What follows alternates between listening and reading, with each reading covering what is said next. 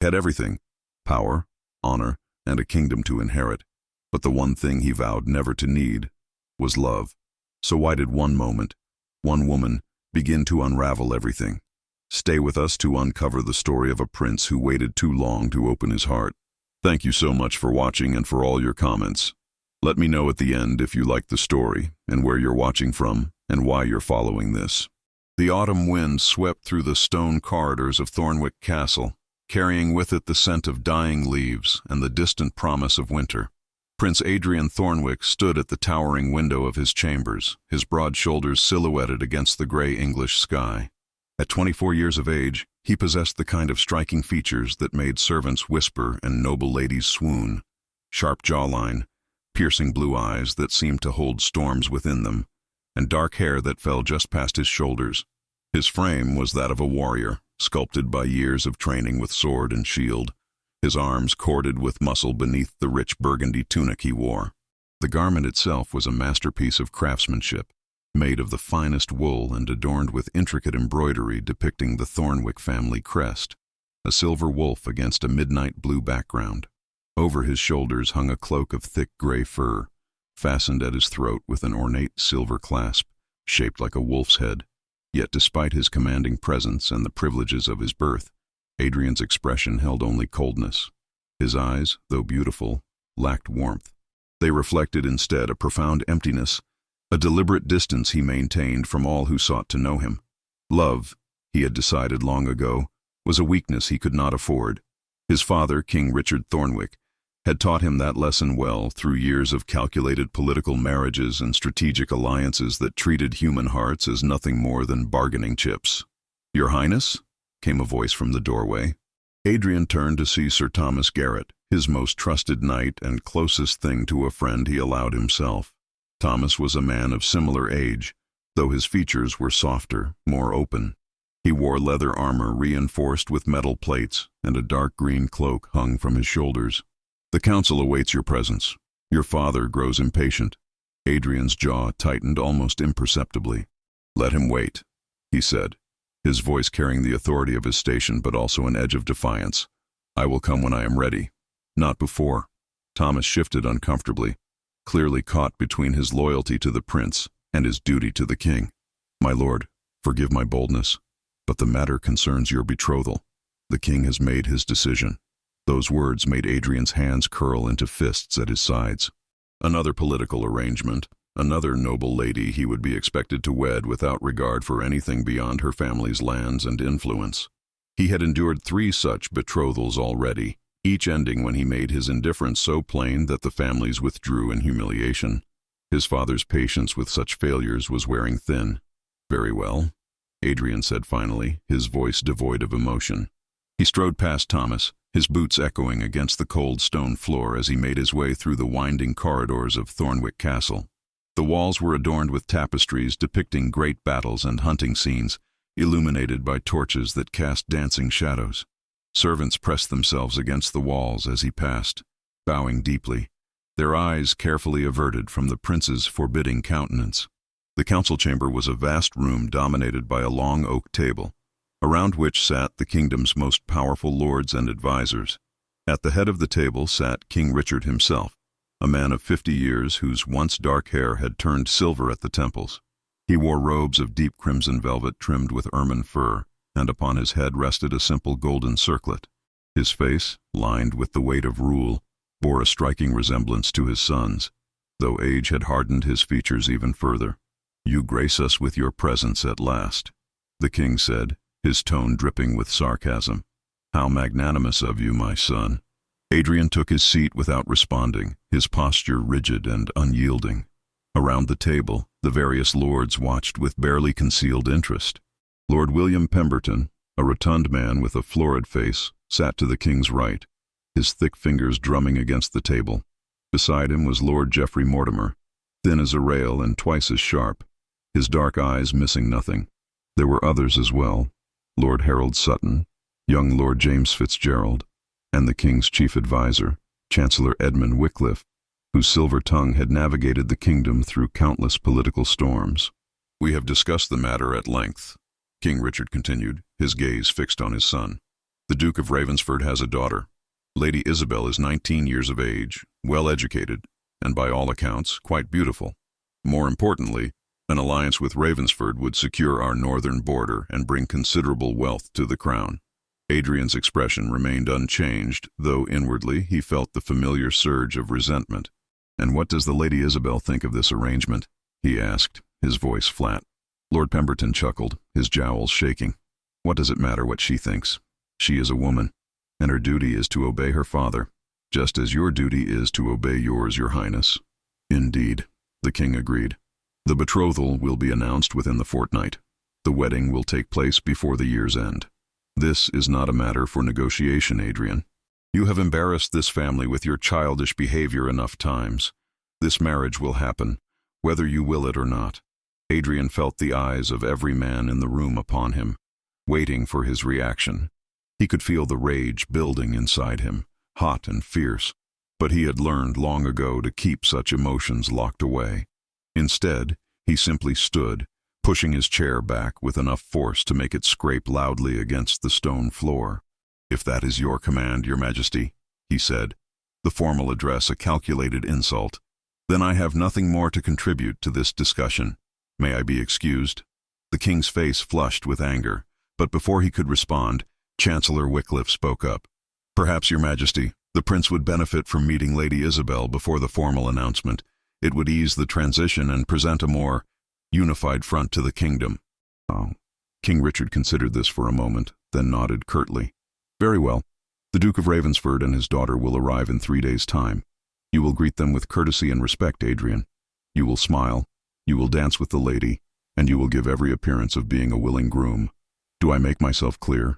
"Perfectly, father," Adrian replied, the word father spoken with just enough emphasis to make it sound like an insult rather than a term of affection. As Adrian left the council chamber, Thomas fell into step beside him. They walked in silence through the castle corridors until they reached the training yard, where the sounds of clashing steel and shouting men filled the air. Adrian needed to feel the weight of a sword in his hand, needed the physical exertion to quiet the turmoil in his mind. "You should not provoke him so openly," Thomas said quietly, as Adrian began to remove his fine cloak and tunic, revealing a simple linen shirt beneath. "The king's temper grows shorter with each passing year." "Let it," Adrian replied, selecting a practice sword from the rack. "He may command my actions, but he cannot command my heart. That, at least, remains my own." Thomas picked up his own sword and took a defensive stance. "And what of Lady Isabel? She is innocent in all this. Perhaps if you gave her a chance—" "A chance for what?" Adrian interrupted, his sword meeting Thomas's with a sharp clang. "To pretend that I feel something I do not? To lie to her and to myself?" He pushed forward with a series of quick strikes that forced Thomas back several steps. "I have seen what love does to people, Thomas. I have seen my father use it as a weapon, seen men and women destroy themselves for it. I will not be so weak." Their swords danced and clashed, the rhythm of combat familiar and somehow soothing. Other men training in the yard stopped to watch, for Prince Adrian's skill with a blade was legendary. He moved with a grace that belied his size, each strike precise and controlled, each parry perfectly timed. "There is a difference between love and weakness," Thomas panted, struggling to keep up with the prince's relentless assault. "Your mother loved your father once, before politics twisted it into something else. That does not mean all love is false." Adrian's sword stopped mid-strike, hovering just inches from Thomas's throat. "My mother is dead," he said coldly. "Love did not save her. It only made her suffering worse." He lowered his weapon and turned away. "I am finished here." That evening, as Adrian sat alone in his chambers with a cup of wine, he found his thoughts drifting against his will to the impending arrival of Lady Isabel. He wondered what she looked like, what her voice sounded like, whether she resented this arrangement as much as he did. Then he caught himself and cursed under his breath. Such thoughts were dangerous. They led to curiosity, and curiosity led to caring, and caring led to the very weakness he had spent years building walls against. A knock at his door interrupted his brooding. "Enter," he called out, expecting Thomas or perhaps one of the servants. Instead, it was his younger sister, Princess Catherine, who swept into the room in a rustle of dark blue silk and gray fur. At 17, Catherine possessed a beauty that rivaled any lady at court, with the same dark hair and blue eyes as her brother. But where Adrian's face was hard and closed, hers was open and expressive. She wore her emotions like jewels, unashamed and unafraid. "Brother," she said, closing the door behind her and crossing the room to sit in the chair opposite his. "I have heard the news. Another betrothal." "You heard correctly," Adrian replied, taking another drink of wine. "Though I suspect you did not come here merely to confirm gossip." Catherine leaned forward, her expression earnest. "I came to ask you why you torture yourself this way. Why do you fight so hard against something that might bring you happiness?" "Happiness," Adrian repeated, as if tasting an unfamiliar word. "And what makes you think marriage to a stranger could bring happiness, dear sister?" "Not the marriage itself, perhaps," Catherine admitted, "but the possibility of love. Adrian, you cannot continue to live like this, cold and alone. It is killing you slowly, even if you refuse to see it." Adrian set down his cup and met his sister's eyes. "I see perfectly well. I see that father married mother for her lands. I see that he took mistresses while she withered away in this very castle. I see that when she finally died, he mourned for exactly 3 days before beginning negotiations for his next political alliance. I see that love, when it exists at all, is merely another tool for those with power to use against those without it." "You see only what you choose to see," Catherine said softly. "You do not see the kitchen maid who married the blacksmith's son, or the way they look at each other even after 10 years. You do not see Sir Thomas and how his face lights up whenever Lady Margaret visits the castle. You do not see because you have decided that love cannot exist, and so you blind yourself to any evidence that contradicts your belief." Adrian stood abruptly and walked back to the window, staring out at the darkening sky. "Even if what you say is true, even if love exists for some, it is not for me. I am a prince, Catherine. My life is not my own. My marriage will be a political arrangement, nothing more. It is better to accept that truth than to dream of impossible things." Catherine rose and crossed to stand beside him, placing her small hand on his arm. "Lady Isabel arrives in 3 days," she said gently. "All I ask is that you do not close your heart before you have even met her. Give her a chance, Adrian. Give yourself a chance." After Catherine left, Adrian remained at the window long into the night, watching as stars appeared one by one in the black sky.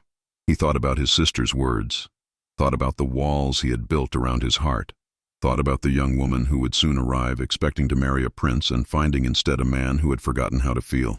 3 days passed more quickly than Adrian would have liked. He spent them in his usual routines, training with his sword, attending to administrative duties, avoiding his father as much as possible. But beneath the surface calm, something had shifted. Despite his best efforts, he found himself wondering about Lady Isabel, imagining what their first meeting would be like, and then cursing himself for such foolishness. On the morning of the Ravensford party's arrival, Adrian dressed with particular care, though he told himself it was merely to maintain appearances. He wore a tunic of deep blue velvet that brought out the color of his eyes, over which he fastened a leather jerkin decorated with silver studs. His cloak was of black fur, and at his hip hung his ceremonial sword in its jeweled scabbard. His dark hair was clean and tied back with a leather cord, and his face was freshly shaved. As he made his way to the great hall where the reception would take place, he found his heart beating faster than usual. He told himself it was irritation, not anticipation. But when the great doors opened and the herald announced the arrival of Duke Ravensford and his household, Adrian felt something shift inside him, like the first crack in a frozen lake. The great hall of Thornwick Castle had been transformed for the occasion. Banners bearing both the Thornwick wolf and the Ravensford raven hung from the high stone walls, their rich colors vivid against the gray stone. Torches blazed in their sconces, casting golden light across the assembled courtiers who lined both sides of the hall in their finest garments. The air was thick with anticipation and the mingled scents of burning wood, expensive perfumes, and the herbs that had been strewn across the floor. Adrian stood beside his father on the raised dais at the far end of the hall, his face a carefully composed mask of polite interest. King Richard wore his most elaborate robes, the crimson velvet so dark it was almost black, trimmed with ermine and cloth of gold. His crown caught the torchlight and threw it back in flashes of brilliance. Princess Catherine stood on Adrian's other side, looking lovely in a gown of pale gray silk with sleeves that trailed almost to the floor. She had woven small pearls into her dark hair and they gleamed like stars against the midnight of her tresses. The herald's voice rang out again, formal and resonant in the vast space. His Grace, Duke Edmund Ravensford, Lord of the Northern Marches, Guardian of the Highland Pass, and his daughter, the Lady Isabel Ravensford. The crowd parted as the Ravensford party entered. Duke Edmund walked at the front, a tall man in his middle years with iron-gray hair and a beard to match. He wore a surcoat of deep purple over chainmail, and his cloak was made of black fur so thick and lustrous it must have come from wolves hunted in the deepest forests. His face was weathered and stern, the face of a man who had spent more time on battlefields than in ballrooms. Behind him walked several knights in his service, their armor polished to a mirror shine, and various ladies of his household. But Adrian barely noticed any of them. His entire attention was fixed on the young woman who walked beside the Duke, her hand resting lightly on her father's arm. Lady Isabel Ravensford was unlike any woman Adrian had ever seen. She possessed a beauty that was both delicate and striking, her features perfectly balanced in a way that seemed almost unreal. Her hair fell in waves of rich chestnut brown, adorned with a simple circlet of silver. Her eyes, even from this distance, appeared to be a warm amber color, like honey held up to sunlight. She wore a gown of deep forest green velvet that hugged her slender figure before flowing out in elegant folds. The sleeves were long and fitted, embroidered with intricate patterns of silver thread that depicted intertwining vines and flowers. Over her shoulders hung a cloak of white fur, fastened with a brooch shaped like a raven in flight. Around her throat lay a necklace of silver and emeralds that caught the light with every breath she took. But it was not merely her physical beauty that captured Adrian's attention. There was something in the way she carried herself, a quiet dignity mixed with what appeared to be genuine nervousness. Her amber eyes swept the hall, taking in the assembled crowd, the banners, the grandeur of it all, and Adrian saw her throat move as she swallowed. She was afraid, he realized. Not terrified, but anxious about this moment, this meeting. It made her seem suddenly, unexpectedly human. The Ravensford party reached the dais, and Duke Edmund bowed deeply, his daughter sinking into an elegant curtsy beside him. "Your Majesty," the Duke said, his voice deep and caring, "I come bearing the loyalty of House Ravensford and the hope that our families might be joined in alliance and friendship." King Richard stepped forward, his politician's smile firmly in place. "Duke Edmund, you are most welcome to Thornwick Castle. Your journey was a long one. I trust it was without incident." "The roads are safe, Your Majesty, thanks to your diligent patrols," the Duke replied. "May I present my daughter, Lady Isabel?" Isabel rose from her curtsy and lifted her eyes to meet the king's gaze. Adrian saw the slight tremor in her hands before she clasped them together to still it. "Your Majesty," she said, her voice soft but clear, with a musical quality that resonated in the vast hall. "I am honored to be received at your court." "The honor is ours, my lady," King Richard said, then gestured toward Adrian. "May I present my son and heir, Prince Adrian?" This was the moment Adrian had been dreading. He stepped forward, aware of every eye in the hall upon him, aware of his father's expectations, aware of the weight of duty pressing down on his shoulders. He looked at Isabel, and she looked back at him, and for a moment that stretched into eternity, neither of them spoke. Up close, Adrian could see details he had missed from a distance. The way a few strands of her chestnut hair had escaped their arrangement and curled softly against her cheek. The slight flush of color in her face, whether from nervousness or the warmth of the hall, he could not tell. The way her amber eyes held flecks of green and gold, like a forest floor dappled with sunlight, and something else, something he had not expected to see, intelligence. Her gaze was not vacant or simpering, not calculating or cold. It was alert, observant, taking his measure just as surely as he was taking hers. "Lady Isabel," Adrian said, his voice formal and controlled. He reached for her hand and brought it to his lips in the prescribed greeting, feeling the warmth of her skin even through his own carefully maintained emotional distance. "Welcome to Thornwick." "Your Highness," Isabel replied, and he heard a slight tremor in her voice that she quickly controlled. "Thank you for your welcome." Their eyes met again, and Adrian felt something unfamiliar stir in his chest. He released her hand quickly, as if it had burned him, and stepped back. The moment passed, and the formalities continued. King Richard invited the Ravensford party to refresh themselves after their journey, promising a feast that evening in their honor. Servants bustled forward to show the guests to their chambers, and the hall began to empty. Adrian found himself watching as Isabel was led away by one of the castle's senior ladies, noting how she walked with her back straight and her head held high despite what must have been exhaustion from days of travel. Catherine appeared at his elbow, her eyes dancing with barely suppressed amusement. "Well," his sister said quietly, "she is certainly beautiful. More beautiful than you were expecting, I think." "Beauty means nothing," Adrian replied curtly, but even he could hear the lack of conviction in his own words. "Of course not," Catherine agreed, her tone teasing. "That must be why you stared at her as if you had never seen a woman before. Come, brother, admit it. She intrigued you." Adrian turned to face his sister, his expression hardening back into its usual cold lines. "She is a stranger who will become my wife because politics demand it. What I think of her appearance is irrelevant." But as he strode away, leaving Catherine standing alone on the dais, Adrian could not quite banish the image of those amber eyes from his mind. He told himself it meant nothing. Physical attraction was merely a biological response, nothing more. It certainly was not the kind of emotional entanglement he had sworn to avoid. Yet even as he repeated these reassurances to himself, he felt the first stirrings of doubt. The hours between the Ravensford party's arrival and the evening feast passed in a blur of preparation. Adrian retreated to his chambers and attempted to occupy himself with correspondence and administrative documents, but he found his concentration broken repeatedly by unbidden thoughts of Lady Isabel. He wondered what she was thinking, alone in her guest chambers in a strange castle far from her home. He wondered if she was as opposed to this marriage as he was, or if she had perhaps dreamed of marrying a prince. He wondered what her voice would sound like in conversation, not just formal greetings, but real talk. Then he would catch himself in these thoughts and curse his own weakness. This was exactly the kind of dangerous thinking he needed to avoid. Curiosity led to interest led to caring, and caring led to the vulnerability he had spent years protecting himself against.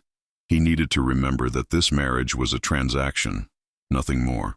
Lady Isabel was a means to an end, a political tool like any other. To think of her as anything else was to court disaster. A knock at his door interrupted his increasingly agitated thoughts. "Enter," he called, grateful for the distraction. Sir Thomas stepped inside, already dressed for the evening's feast in a fine tunic of dark green wool with a leather belt studded with bronze. "The feast will begin within the hour," he said. "I thought you might want company while you dress, or at least a friend to remind you to actually dress rather than brooding in your underclothes." Despite himself, Adrian felt a slight smile tug at his lips. "I am not brooding." "Of course not," Thomas agreed, settling into a chair. "You are merely sitting alone in a darkened room, staring at nothing, with an expression that could curdle milk, completely different from brooding." Adrian rose and began to prepare for the feast, selecting a tunic of midnight blue silk embroidered with silver wolves. Over this he wore a surcoat of black leather, tooled with intricate patterns and fastened with silver clasps. His cloak was of dark gray fur, nearly black, that fell from his shoulders like shadow given weight. At his hip, he fastened his dress sword, the hilt wrapped in black leather with a pommel of polished silver shaped like a wolf's head. "What did you think of her?" Thomas asked as Adrian dressed. "Lady Isabel, I mean." Adrian's hands paused for just a moment in fastening his belt before continuing. "She seems pleasant enough," he said carefully. "Well-mannered, appropriate for the role she will be expected to play." "That is not what I asked," Thomas pressed. "I asked what you thought of her." Adrian turned to face his friend, his expression guarded. "What does it matter what I think? The betrothal is already decided. My opinions on the matter are irrelevant." Thomas stood and crossed to stand before the prince, meeting his eyes directly in a way few others would dare. "It matters because you are my friend, and I see the war being waged behind those eyes of yours. You felt something when you saw her. Do not bother denying it. I have known you too long. The question is, what will you do about it?" "Nothing," Adrian said flatly. "I will do nothing. Whatever I felt, if I felt anything at all, is meaningless. I will marry her because duty demands it.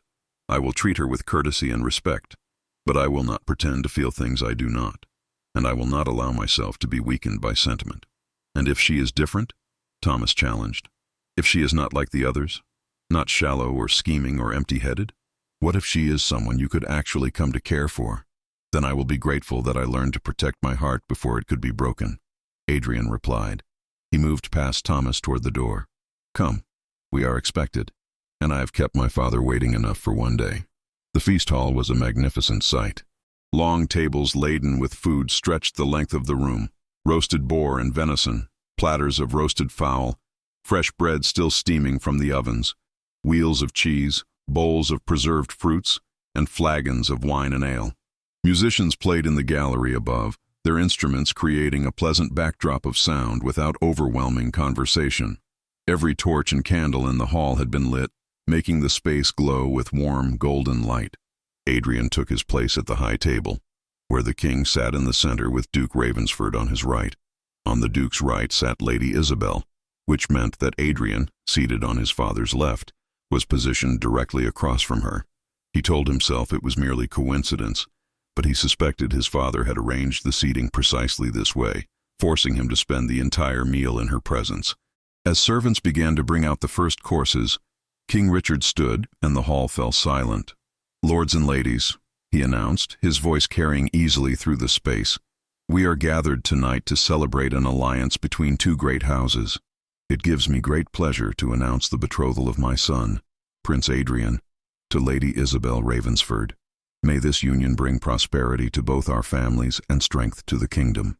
A cheer went up from the assembled nobles, and Adrian was forced to stand and acknowledge the toast, raising his cup though he felt no joy in the gesture. Across the table, Isabel also stood, her face composed but pale, and raised her own cup. Their eyes met once more, and Adrian thought he saw in her gaze not happiness but resignation, as if she too were merely playing a role expected of her. The feast began in earnest after that, course after course appearing before them. Adrian found he had little appetite, though he forced himself to eat to avoid attracting attention. Conversation flowed around him, his father and Duke Ravensford discussing politics and military matters, various lords and ladies engaging in the usual court gossip and pleasantries. But Adrian barely heard any of it. His attention, despite his best efforts to prevent it, kept returning to the young woman seated across from him. Isabel ate sparingly, he noticed, and spoke even less. When addressed directly, she responded with appropriate courtesy, but she did not volunteer conversation. Several times he caught her glancing around the hall with what appeared to be curiosity or perhaps apprehension. Once, he saw her fingers tremble slightly as she reached for her wine cup, though she steadied them before lifting it to her lips. Finally, Duke Ravensford turned to Adrian with the air of a man determined to facilitate conversation. "Your Highness," he said, "my daughter is an accomplished rider. Perhaps tomorrow you might show her your stables? I understand Thornwick is famous for its war horses." Adrian felt the trap closing around him but could see no polite way to refuse. "Of course," he said, "if Lady Isabel wishes it, I would be honored to show her the stables." For the first time that evening, Isabel spoke directly to him. "That would be most kind, Your Highness," she said, her amber eyes meeting his. "I confess I am curious to see these famous horses. My father speaks of them often." Her voice was soft but clear, and Adrian found himself listening to it the way one might listen to music, noting its tone and cadence. "Then we shall arrange it for tomorrow morning," he said, the words coming out more gently than he had intended. He saw surprise flicker across her face, there and gone in an instant, and wondered what she had been expecting from him. The feast continued for several more hours, with entertainment provided by jugglers and musicians, and eventually dancing. As tradition demanded, Adrian was obliged to lead Lady Isabel in the first dance. He rose and circled the table to offer her his hand, intensely aware of every eye in the hall watching them. Isabel placed her hand in his, and he led her to the center of the hall, where a space had been cleared for dancing. The musicians began to play a formal court dance, one both of them would have learned as children. As they moved through the steps, Adrian found himself noticing things about her he had not observed before. The way she moved with natural grace, never missing a step despite what must have been nervousness. The way she smelled faintly of lavender and something else he could not quite identify, something fresh and clean like spring rain. The way her hand felt in his, small and delicate but not weak. "You dance well, my lady," Adrian said, because the silence between them was becoming awkward, and some comment seemed required. "You are kind to say so, Your Highness," Isabel replied, her eyes fixed somewhere over his shoulder rather than on his face, "though I suspect you are merely being courteous." I am certain you have danced with ladies far more skilled than I. I have danced with many ladies, Adrian admitted, but few have shown your grace.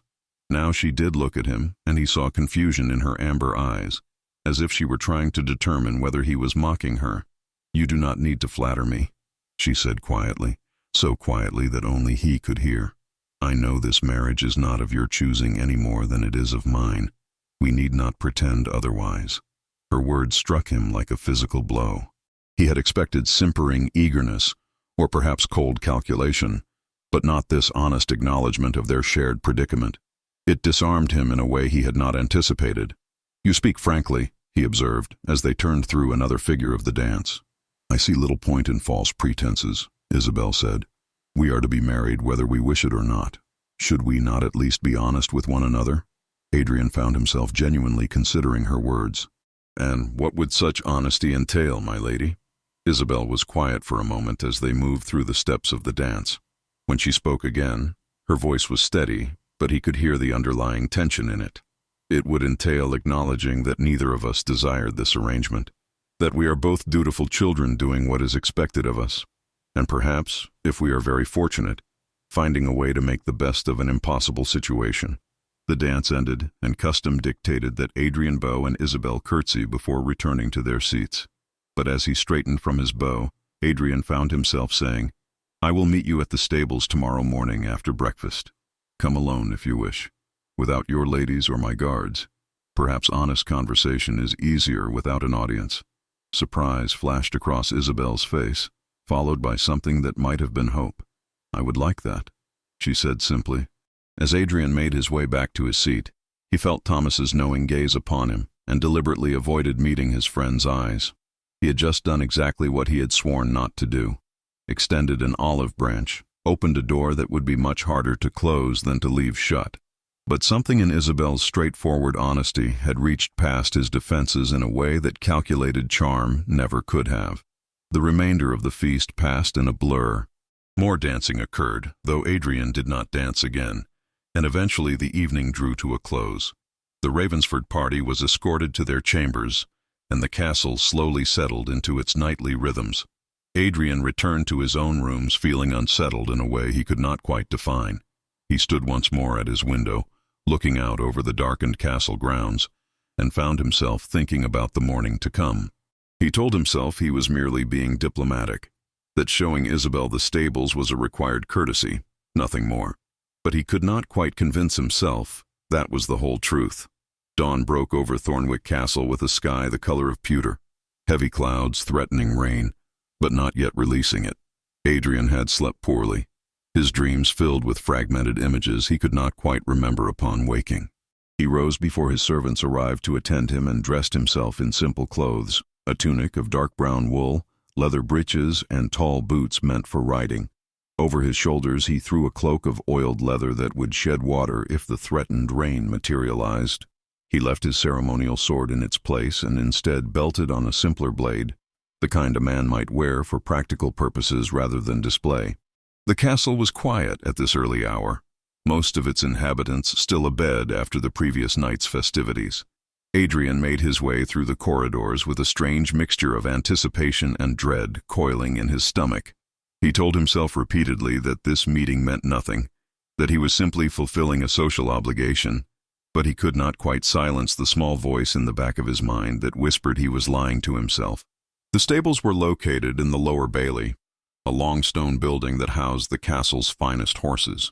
The scent of hay and horse filled the air, familiar and somehow comforting. Adrian had always felt more at ease among the horses than among the courtiers and politicians who populated his father's hall.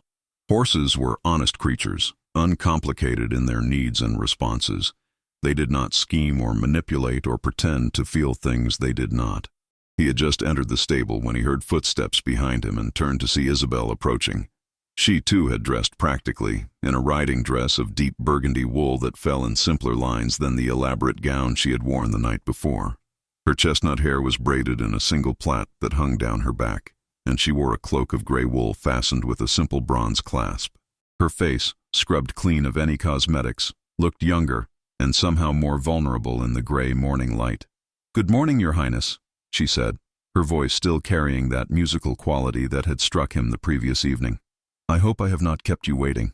"Not at all," Adrian replied. "I only just arrived myself." He gestured toward the long row of stalls. "These are the stables. As your father mentioned, Thornwick is known for breeding war horses. Would you care to see them?" Isabel's face lit up with what appeared to be genuine enthusiasm, the first truly animated expression he had seen from her. "I would love to," she said, moving forward eagerly. "I have heard tales of Thornwick war horses all my life. My father says they are the finest in all of England." Adrian found himself almost smiling at her enthusiasm as he led her down the central aisle of the stable. "Your father is generous in his praise," he said, "though I will admit, we take great pride in our breeding program. Come, let me introduce you to Tempest. He is our finest stallion." Tempest occupied a large stall near the center of the stable, a massive black destrier with a coat that gleamed like polished obsidian. He stood 17 hands high, with powerful shoulders and legs like tree trunks. As Adrian approached, the stallion tossed his head and whinnied, clearly recognizing his master. "He is magnificent," Isabel breathed, reaching out tentatively toward the horse. "May I touch him?" "Carefully," Adrian cautioned. "He can be temperamental with strangers." But even as he spoke, he watched in surprise as Tempest lowered his great head and allowed Isabel to stroke his nose, his usual wariness absent. "That is unusual," Adrian admitted. "He rarely takes to new people so quickly." Isabel smiled, and it transformed her face entirely, chasing away the nervousness and formality to reveal a warmth that Adrian had not suspected existed beneath her careful composure. "I have always had a way with horses," she said softly, continuing to stroke Tempest's nose. "My mother used to say that I could calm the wildest colt with just a few words. I think animals sense when someone means them no harm." "Your mother," Adrian said, then hesitated.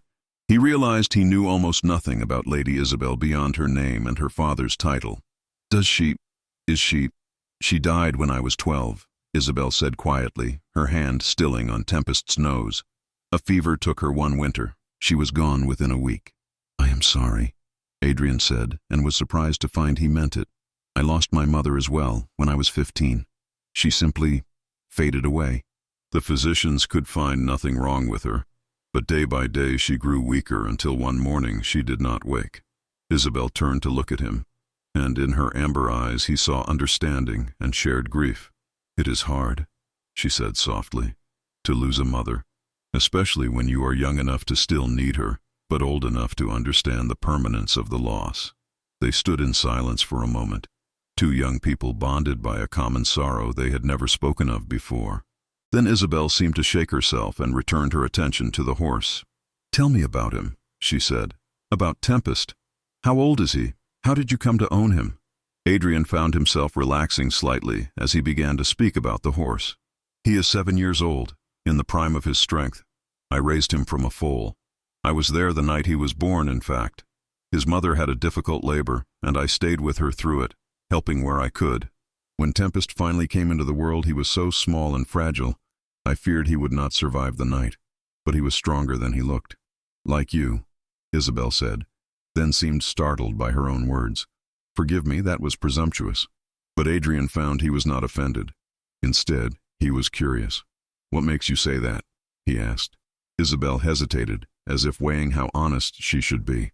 Then she seemed to remember her own words from the night before about avoiding false pretenses, and she spoke with careful deliberation. "Last night at the feast I watched you. I saw how you held yourself apart from everyone, how you maintained this wall of cold courtesy around yourself. But I also saw, in small moments, cracks in that wall. The way you looked at your sister with genuine affection when she teased you. The way you tensed when your father spoke to you, as if bracing for a blow. You pretend to be made of stone, Your Highness, but I do not think you are. I think perhaps you are merely protecting something vulnerable beneath that hard exterior." Her words struck far too close to truths Adrian had never acknowledged, even to himself. He felt exposed in a way that was deeply uncomfortable, and his instinct was to retreat behind the cold mask he wore so well. But something in Isabel's gaze, not pity, not calculation, but simple understanding, made him pause. "You are very perceptive," he said finally, his voice carefully neutral. "Perhaps too perceptive for your own good." "Perhaps," Isabel agreed. My father has often told me that I see too much and speak too freely. He says it is unbecoming in a lady, but I have never been very good at pretending to be blind and deaf to the world around me. Adrian moved to the next stall, where a gentle mare named Starlight resided.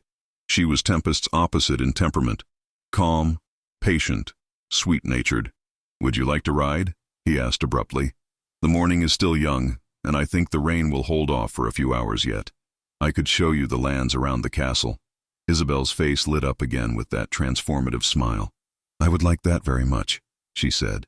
Within half an hour they were mounted and riding out through the castle gates. Adrian sat astride Tempest, feeling the familiar power of the great horse beneath him.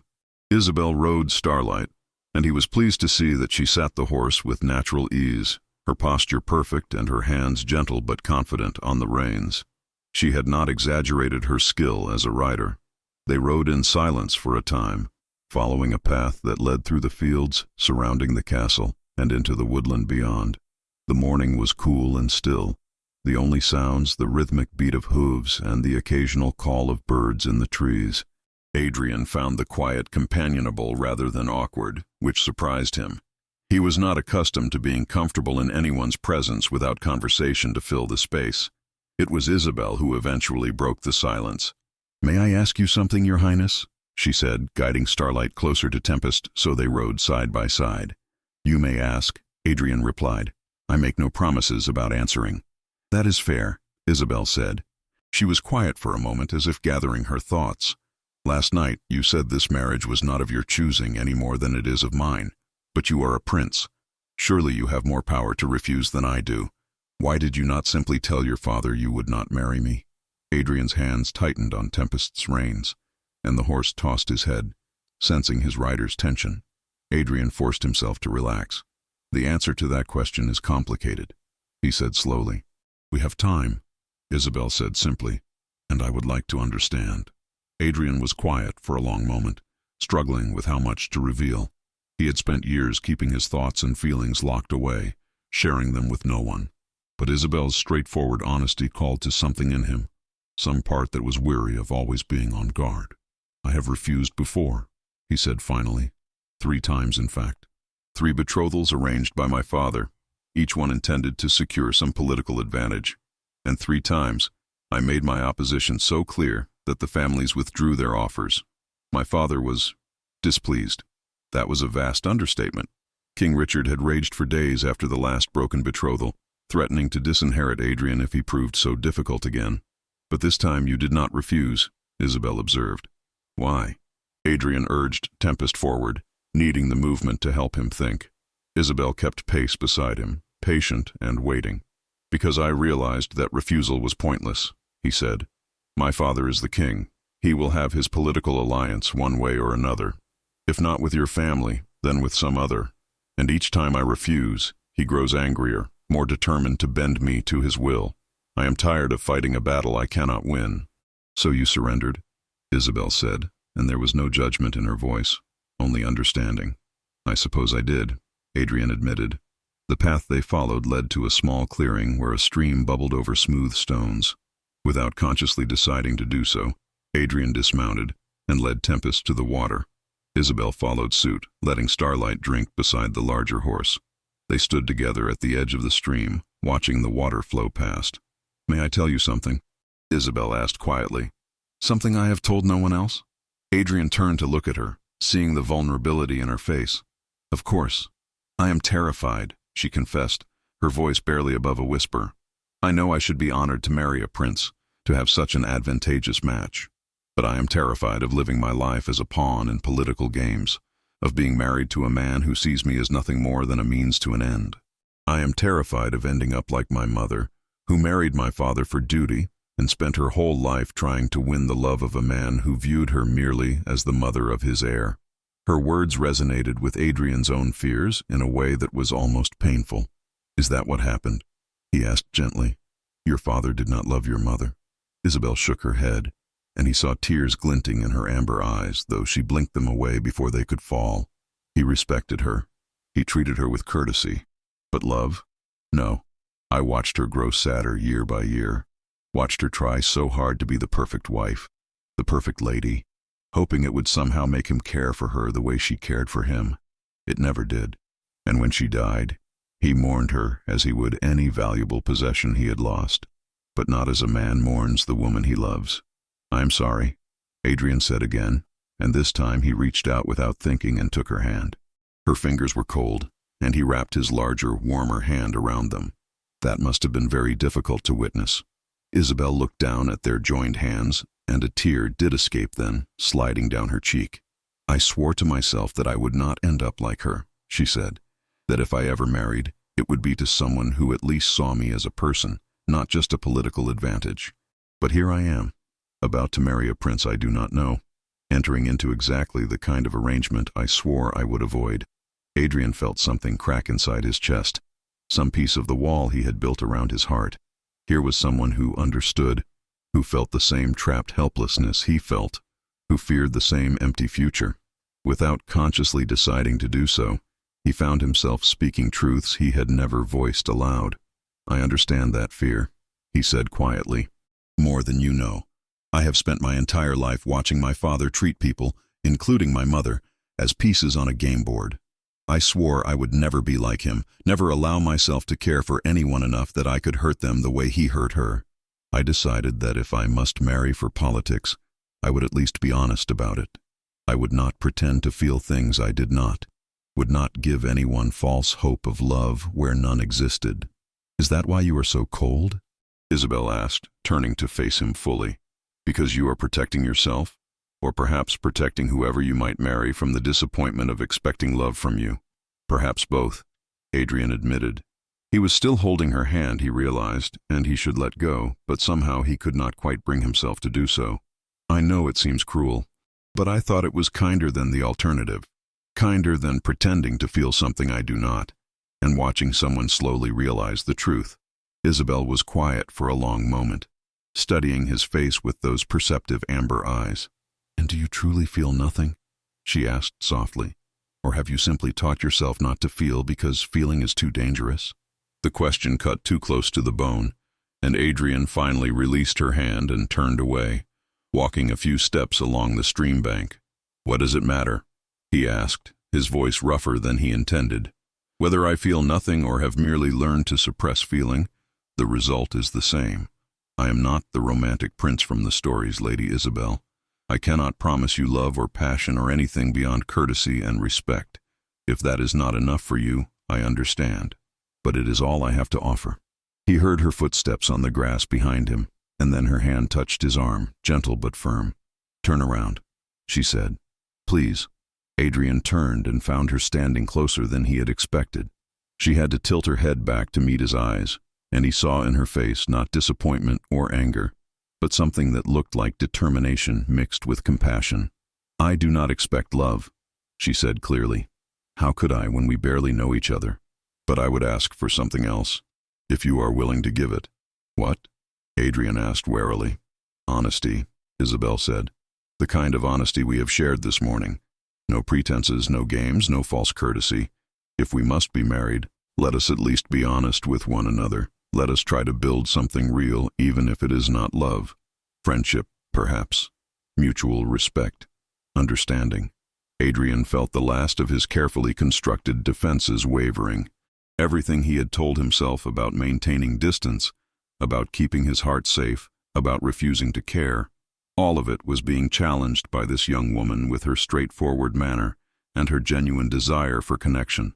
"And what if honesty leads to something more?" he asked quietly. "What if in being honest, in lowering these walls, we find ourselves vulnerable to the very pain we are trying to avoid?"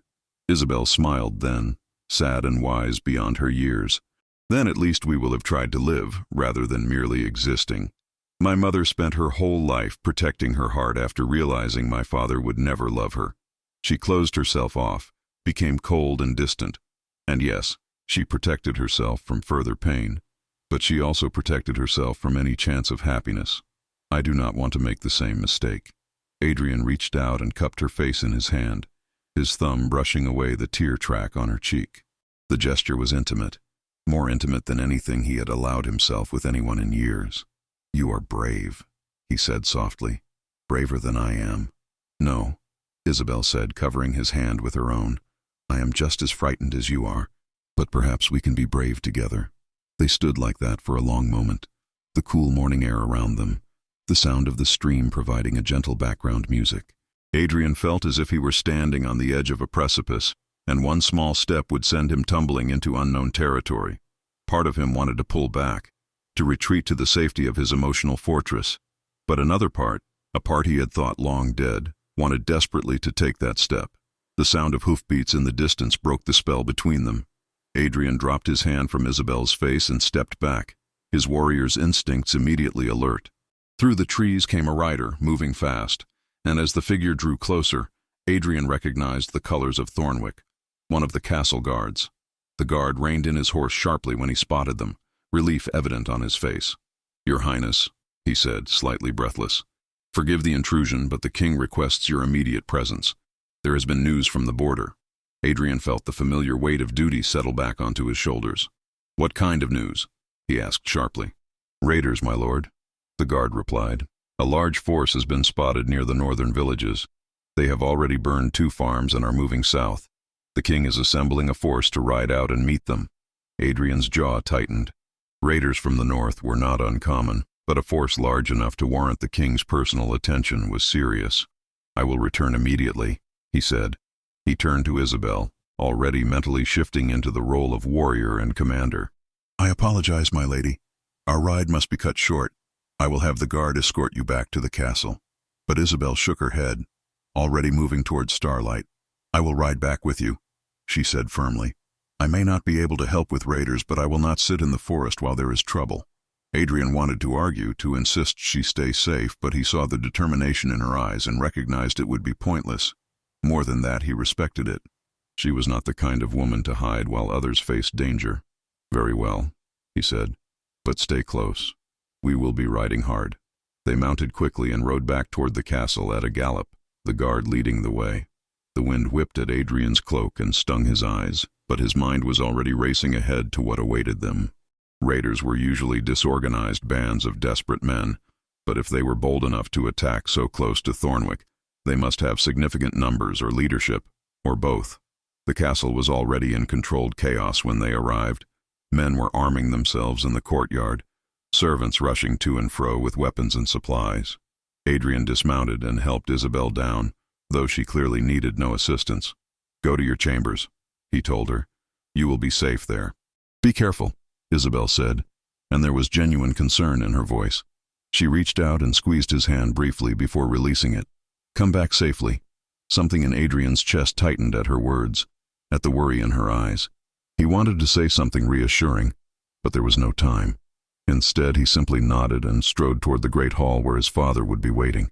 King Richard stood before a large table covered with maps, surrounded by his war council. Duke Ravensford was there as well, already armed and ready. The king looked up as Adrian entered, his expression grim. There you are, Richard said. Where have you been? Showing Lady Isabel the grounds as was arranged. Adrian replied evenly. What is the situation? Lord William Pemberton, who served as the king's military advisor despite his rotund appearance, pointed to a spot on the map. A force of approximately 200 men has been attacking villages here and here, he said, indicating 2 locations north of the castle. They are well armed and organized, not your typical rabble. We suspect they are mercenaries, possibly hired by someone with a grudge against Thornwick. Or testing our defenses, Duke Ravensford added grimly. 200 men is too many for simple raiding. This is a probe, seeing how quickly we respond and with what force. King Richard nodded. I am taking 500 men north to meet them. Adrian, you will ride with me. Edmund, your men are welcome to join us if you wish. My men and I would be honored to fight beside Thornwick, the Duke replied. Within the hour, the force was assembled in the courtyard. Adrian had changed into his armor, a suit of plate and mail that had been crafted specifically for him, designed for both protection and mobility. Over it he wore a surcoat bearing the Thornwick wolf. His sword hung at his side, and he carried a shield emblazoned with the family crest. Tempest had been fitted with armor as well, metal plates protecting the great horse's chest and flanks. As Adrian mounted, he saw Isabel watching from one of the castle windows, her face pale against the gray stone. Their eyes met across the distance, and he saw her press her hand against the glass in what might have been a gesture of farewell or prayer. The image burned itself into his mind with unexpected clarity. Sir Thomas rode up beside him, fully armed and ready. "She watches you like a wife already," he observed quietly. "Do not start," Adrian warned, but there was less heat in his voice than there might have been a day ago. The column rode out with King Richard at its head, banners streaming in the wind. They moved quickly, taking the north road at a steady pace that ate up the miles. Adrian rode near the front, his senses alert for any sign of ambush. This many men on the move were hard to hide, but the raiders would be desperate, and desperate men were dangerous. They reached the first burned village by mid-afternoon. The sight of it turned Adrian's stomach, blackened timbers still smoking, bodies of villagers who had not escaped in time lying in the muddy streets. Women, children, old men who had been too slow to run. The raiders had shown no mercy. King Richard's face was like stone as he surveyed the destruction. "Burn the dead with honor," he commanded. "We cannot leave them like this, and search for survivors." While soldiers carried out his orders, scouts rode ahead to locate the raider force. They returned within the hour with news. The raiders had made camp in a wooded area about 5 miles north, apparently confident enough in their numbers to rest rather than flee. "Arrogant," Duke Ravensford muttered. "They think we will not dare attack them." "Then they are fools," King Richard said coldly. "We strike at dawn. Adrian, you will lead the cavalry charge from the east. Edmund, take your men and circle to the west. We will catch them between us. The foot soldiers will advance from the south, blocking their escape." They spent the night in the ruins of the village, sleeping in shifts with guards posted. Adrian found he could not rest, his mind too active. He kept thinking of the murdered villagers, of the casual cruelty required to kill unarmed farmers and their families. But he also found his thoughts drifting to Isabel, to the worry he had seen in her face as he rode away. When had her concern begun to matter to him? When had he started caring whether she worried? Thomas found him standing watch near the edge of the camp, staring into the darkness. "You should rest," his friend said. "Tomorrow will be bloody work." "I know," Adrian replied. "I have fought in enough battles to know what awaits us. That is not what troubles me." "What does trouble you then?"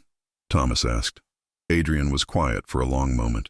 "I think I am beginning to care for her," he admitted finally, the words feeling strange on his tongue. "Lady Isabel, I told myself I would not, that I could not afford such weakness.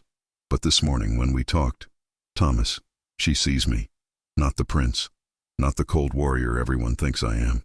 She sees the person beneath, and she is not afraid of what she sees." Thomas smiled in the darkness. "Is that not what you wanted? Someone who would be honest with you?" "I wanted honesty, yes," Adrian said, "but I did not expect it to feel like this. I did not expect that being seen would be so terrifying and so liberating at the same time. And now I ride into battle, and all I can think about is that I promised her nothing, gave her no words of affection, and if I die tomorrow, she will never know that she had already begun to change me." "Then do not die tomorrow," Thomas said simply. "Come back and tell her yourself." Dawn broke cold and gray, mist rising from the ground in ghostly tendrils. Adrian sat astride Tempest at the head of his cavalry, 50 mounted knights in full armor, their horses restless and sensing the coming violence. He could see the raider camp through the trees, men beginning to stir, completely unaware of the trap closing around them. At the signal, 3 sharp horn blasts, Adrian drew his sword and spurred Tempest forward. "For Thornwick!" he shouted, and 50 voices echoed his cry as the cavalry thundered through the trees. The raiders scrambled for weapons, but they were caught unprepared.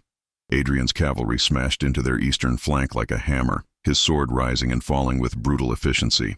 He fought with the skill of years of training, but also with cold fury at what these men had done to innocent villagers. Around him, his knights fought with equal ferocity, their war horses trampling men who could not get out of the way quickly enough. From the west came Duke Ravensford's forces, and from the south, the foot soldiers advanced with shields locked and spears leveled. The raiders, realizing they were surrounded, fought desperately, but without coordination. Their leader, a massive man with a scarred face, rallied about 50 men and tried to break through the southern line, but King Richard himself rode to meet them, his sword blazing in the morning light. The battle was fierce but brief. Outnumbered and outmaneuvered, The raiders broke and tried to flee, but there was nowhere to run. Within an hour, it was over. Bodies littered the ground, most wearing the crude armor of the raiders, though Thornwick had lost men as well.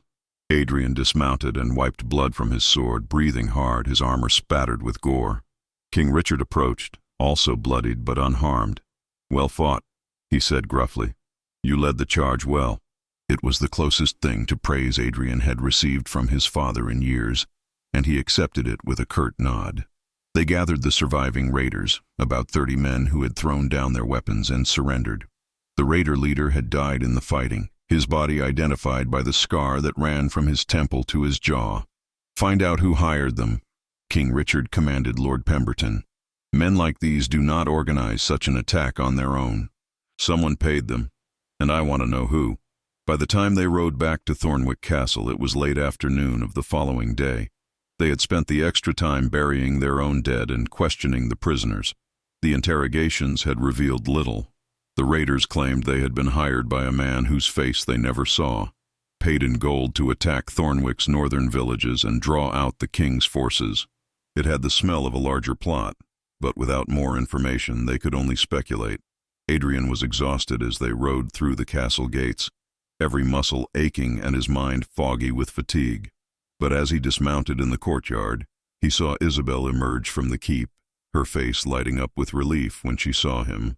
She did not run to him. That would have been improper, but he could see she wanted to.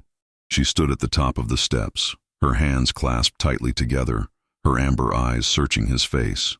Adrian climbed the steps toward her, aware of his father and the other lords watching, aware of the blood still staining his armor, aware of how he must look and smell after 2 days of hard riding and battle.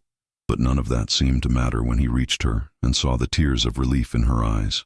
"You came back," she said softly, her voice trembling slightly. "I promised I would try," Adrian replied.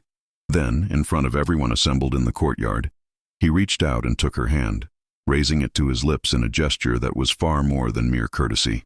"Thank you for waiting." He saw surprise and confusion flash across his father's face, saw speculation in Duke Ravensford's eyes, but he did not care. Something had shifted during those 2 days away. Some final wall had crumbled.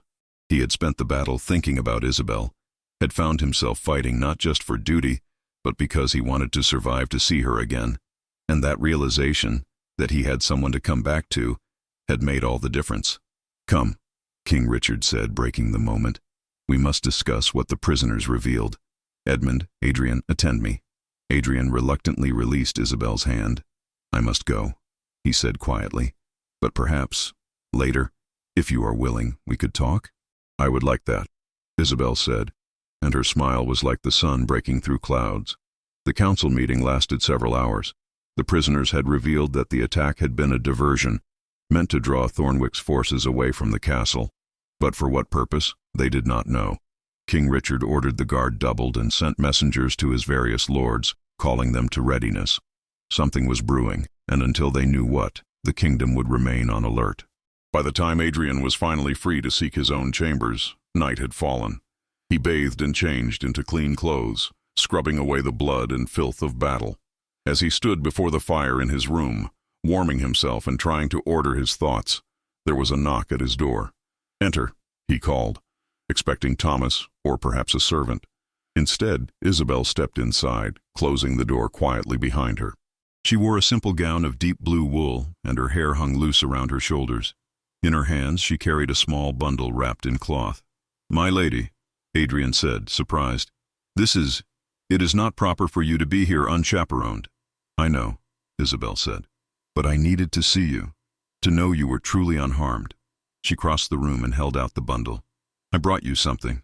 It is not much, but while you were gone, I needed to keep my hands busy, to keep from thinking too much about what might happen."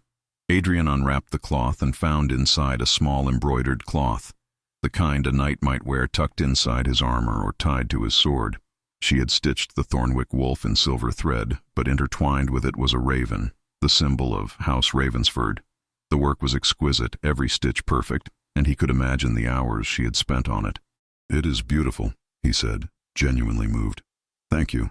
I wanted you to have something of mine," Isabel said softly. To keep you safe. I know it is foolish, just a bit of cloth, but Adrian crossed the space between them in 2 strides and pulled her into his arms, the embroidered cloth still clutched in one hand. She stiffened in surprise, then melted against him, her arms coming up to wrap around his waist. He buried his face in her hair, breathing in the scent of lavender and feeling the warmth of her body against his. Not foolish, he murmured. Never foolish. They stood together in the firelight, holding each other in silence. Adrian felt something fundamental shifting inside him. Walls he had spent years constructing crumbling to dust. This was the vulnerability he had feared, the weakness he had sworn to avoid. And yet, with Isabel in his arms, it did not feel like weakness at all. It felt like coming home after a long journey, like finding something he had not known he was missing. Finally, reluctantly, he released her and stepped back, though he kept hold of her hands. "We should not do this," he said quietly, but there was no conviction in his words. "If someone were to find you here, your reputation would be ruined." "I know," Isabel said, but she made no move to leave. Instead, she looked up at him with those amber eyes that seemed to see straight through to his soul. "But I had to see you, to tell you something." "What?" Adrian asked, his heart beating faster. "While you were gone, I realized something," Isabel said, her voice steady, despite the tremor he could feel in her hands.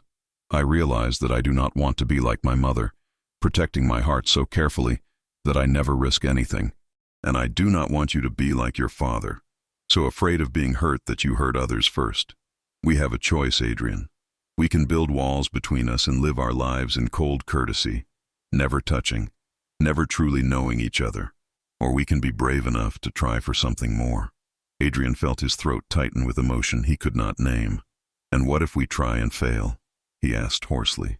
"What if we open our hearts only to discover we are too damaged to love properly?"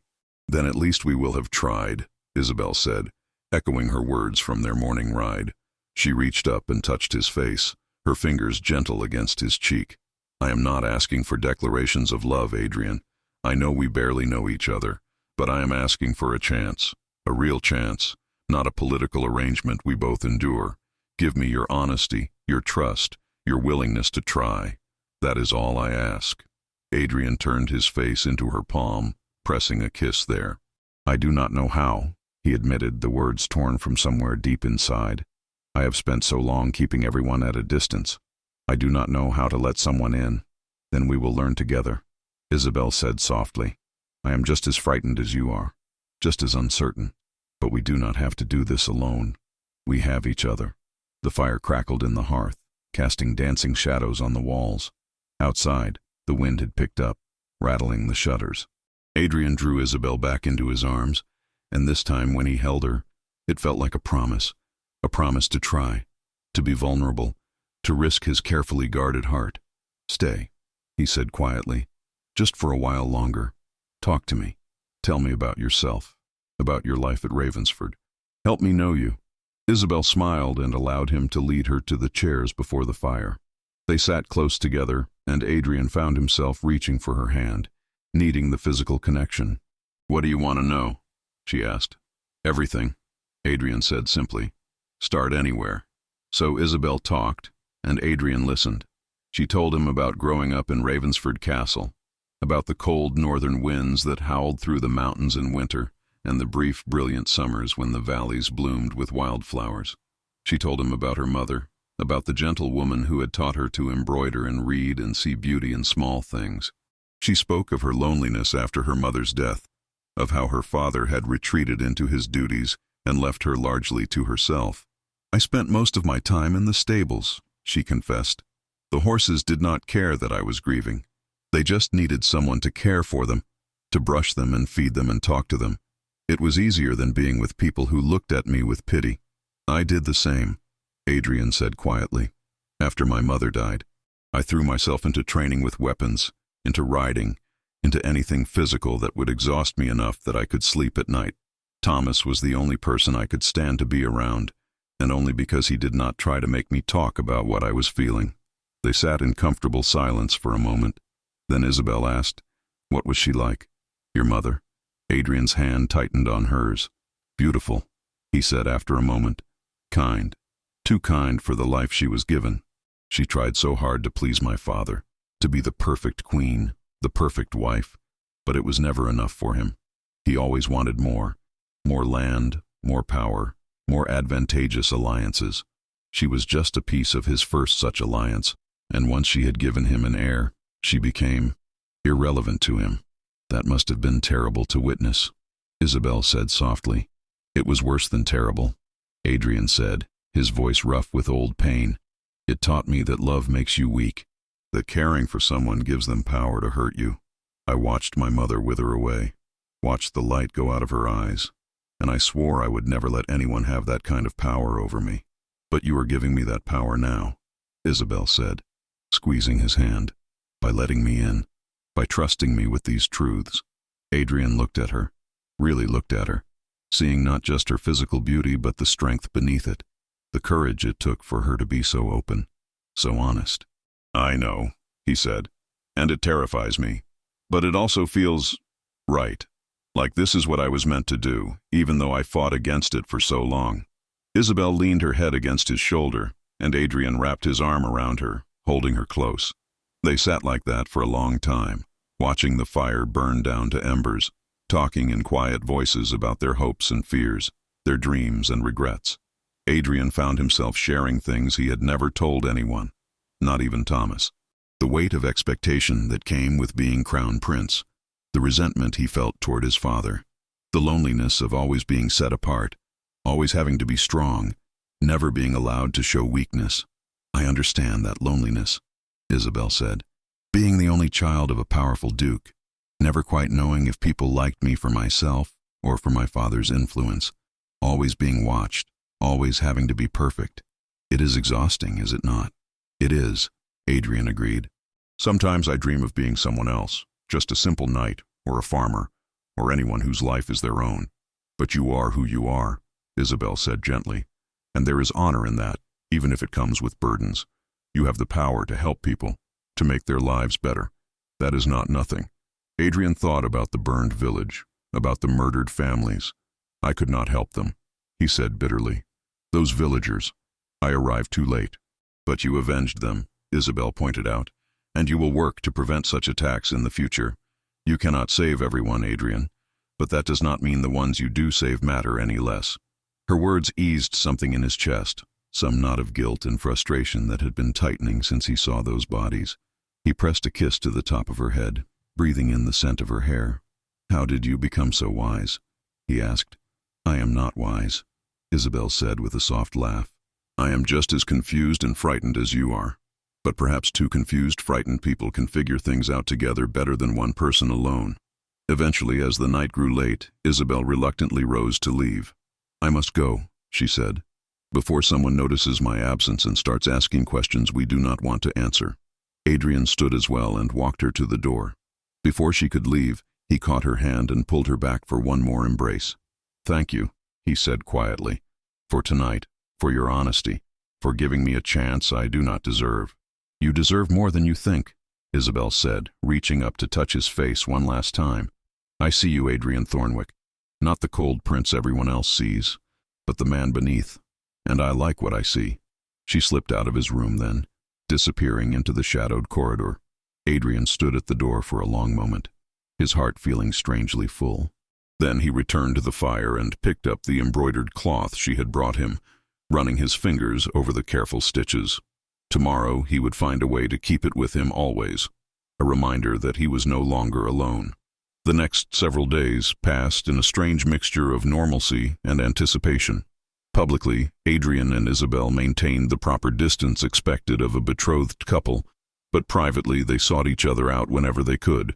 They rode together in the mornings, walked in the gardens, sat together at meals whenever possible.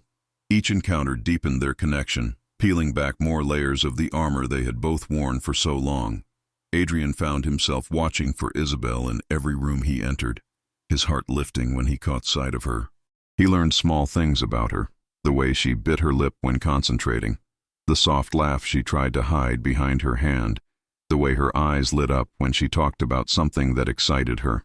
He found himself wanting to make her laugh, to see that light in her eyes, to be the reason for her smile.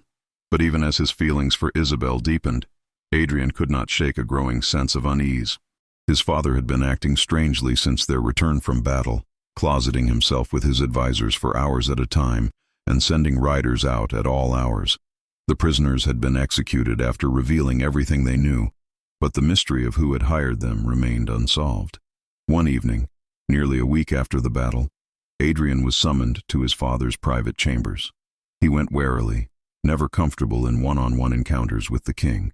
King Richard sat behind a large oak desk covered with papers and maps, his face drawn and tired. "Close the door," Richard commanded. "What I am about to tell you goes no further than this room." Adrian did as instructed and took the seat his father indicated. "What is this about?" "The raid was not random," King Richard said bluntly. "My spies have confirmed that it was orchestrated by Lord Marcus Blackwood of the Southern Territories. He seeks to destabilize Thornwick and seize power for himself." Adrian felt cold fury wash through him. Lord Blackwood was a minor noble with lands near the border, always ambitious and always just barely on the right side of treason. "What proof do you have?" "Enough," Richard said grimly. He pushed a piece of parchment across the desk. It bore Lord Blackwood's seal and contained damning instructions for the raid. One of his own men betrayed him for gold. Blackwood plans to strike again, and soon. He has been gathering forces, hiring mercenaries, calling in favors from other lords who resent Thornwick's power. "Then we must move against him," Adrian said. "Arrest him for treason, seize his lands." "It is not that simple," King Richard interrupted. "Blackwood has allies, powerful ones. If we move too quickly, we risk civil war. We need to be strategic, to isolate him politically before we strike militarily." Adrian studied his father's face, seeing the calculation there. The chess player considering his moves. "What are you planning?" "Your marriage to Lady Isabel," Richard said. "It must happen immediately. Not months from now, but within the week. The alliance with Ravensford will send a message to Blackwood and his allies that Thornwick is strong, that we have powerful friends. It may give them pause, buy us time to shore up our other alliances." Adrian felt his stomach drop. "A week," he repeated. "Father, that is necessary," King Richard said flatly. "I know you have been spending time with the girl, that you have developed some fondness for her. Good. That will make the marriage more palatable for both of you. But sentiment is not the driving force here. This is about survival, Adrian. Blackwood wants my crown, and he will not stop until he has it, or he is dead. Your marriage to Isabel is a weapon in this war, and we will use it." Adrian wanted to rage against this, to refuse, to protect the fragile, growing thing between him and Isabel from being turned into just another political tool. But he could see the steel in his father's eyes, and knew argument was pointless.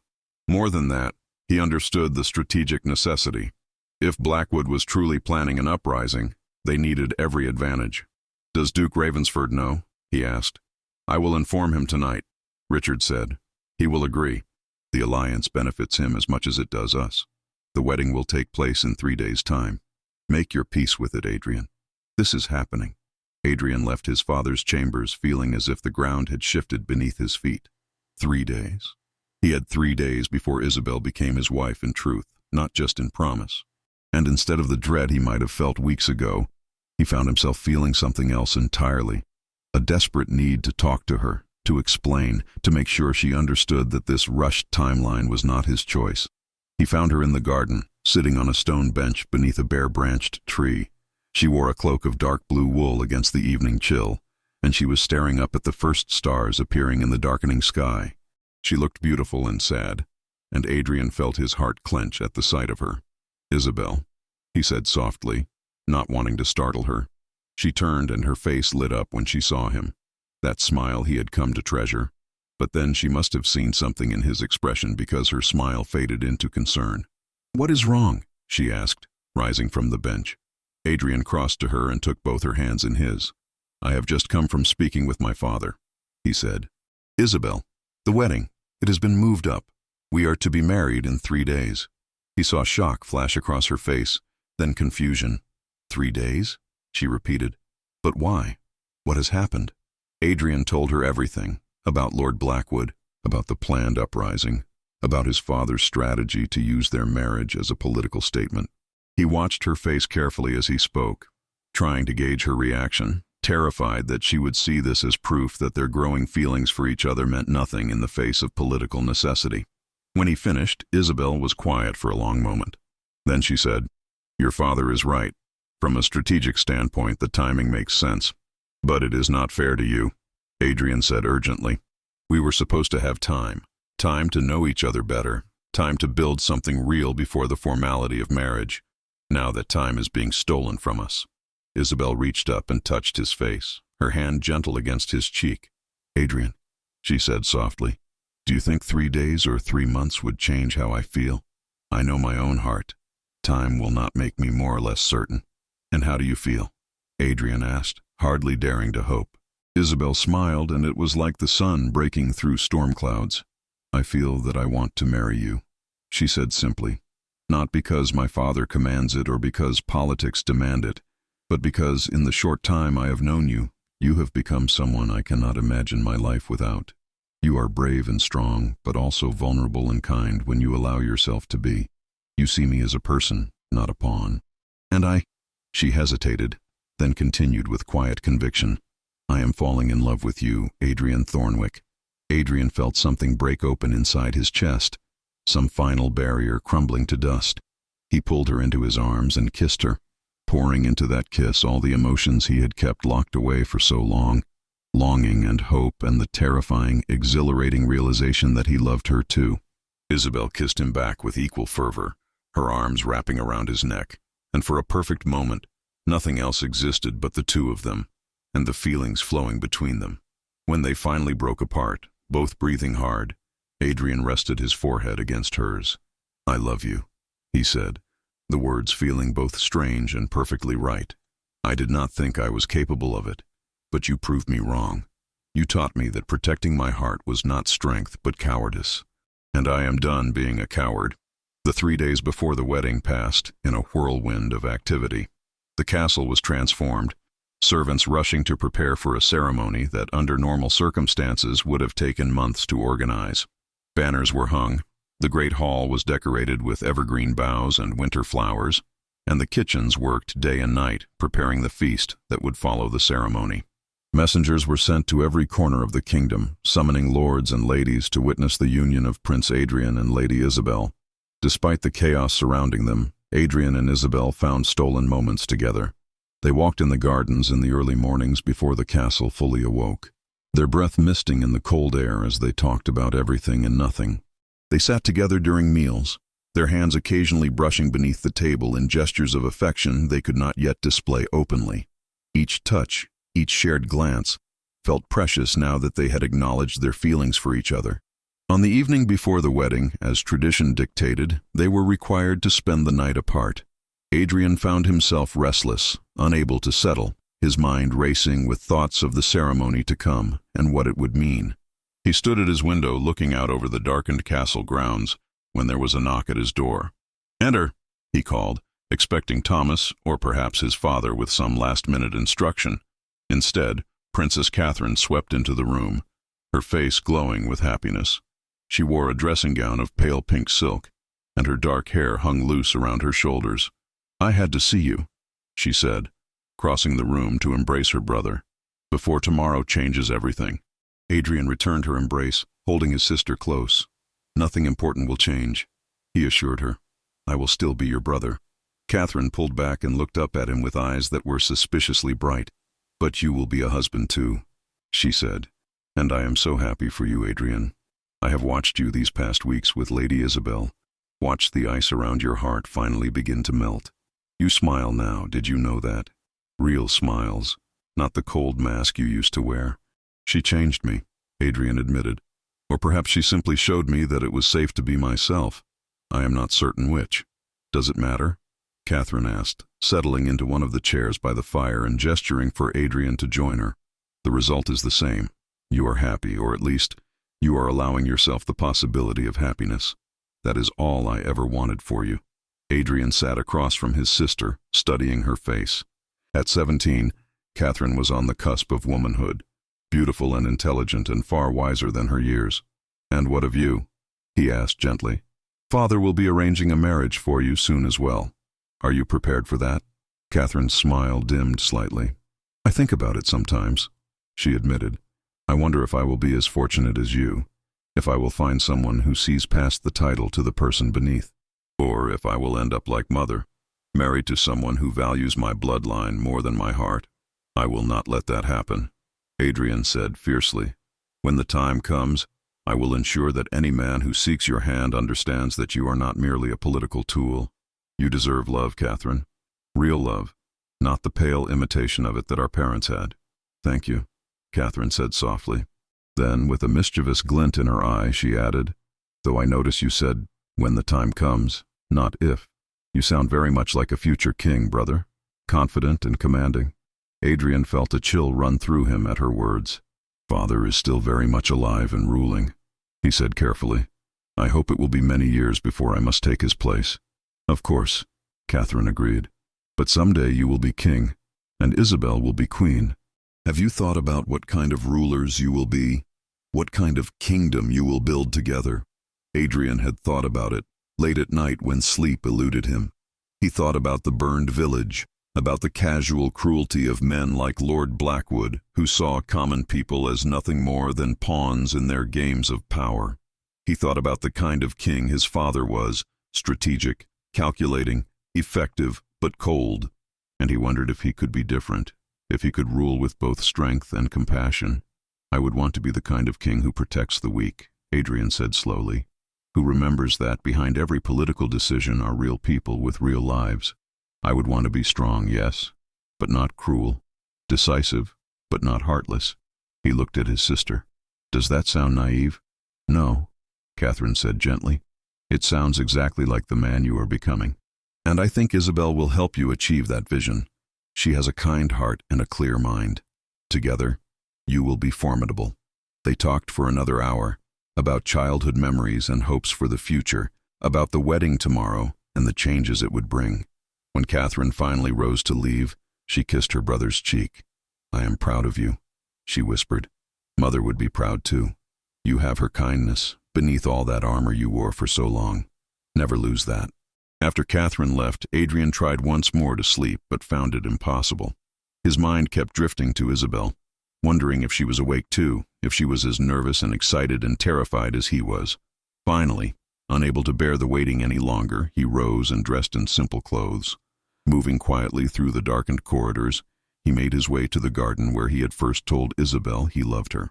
The night was cold and clear, stars scattered across the black sky like diamonds on velvet. Adrian stood beneath the bare tree where they had stood that evening, remembering the feel of her in his arms, the taste of her lips. He was so lost in memory that he did not hear footsteps approaching until a voice spoke softly behind him. I thought I might find you here. Adrian turned to find Isabel standing at the garden entrance, wrapped in a heavy cloak of dark blue wool. Her chestnut hair hung loose and she looked ethereal in the starlight, like something from a dream. You should not be here, Adrian said, even as he moved toward her. Tradition says we must spend tonight apart. I know, Isabel said, meeting him halfway. But I could not sleep, and I thought, I hoped you might be here. I needed to see you, just for a moment.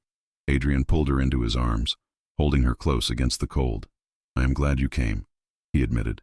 I was going mad up there, alone with my thoughts. They stood together in silence for a long moment, taking comfort in each other's presence. Then Isabel spoke, her voice muffled against his chest. Are you frightened? She asked. About tomorrow? Terrified, Adrian admitted. Not of marrying you, that is the one thing I am certain about, but of everything that comes after, of being responsible for your happiness, of potentially failing you, of this feeling being too good to last. Isabel pulled back enough to look up at him. I am frightened too, she confessed, of not being good enough, of disappointing you, of the weight of being a princess and someday a queen.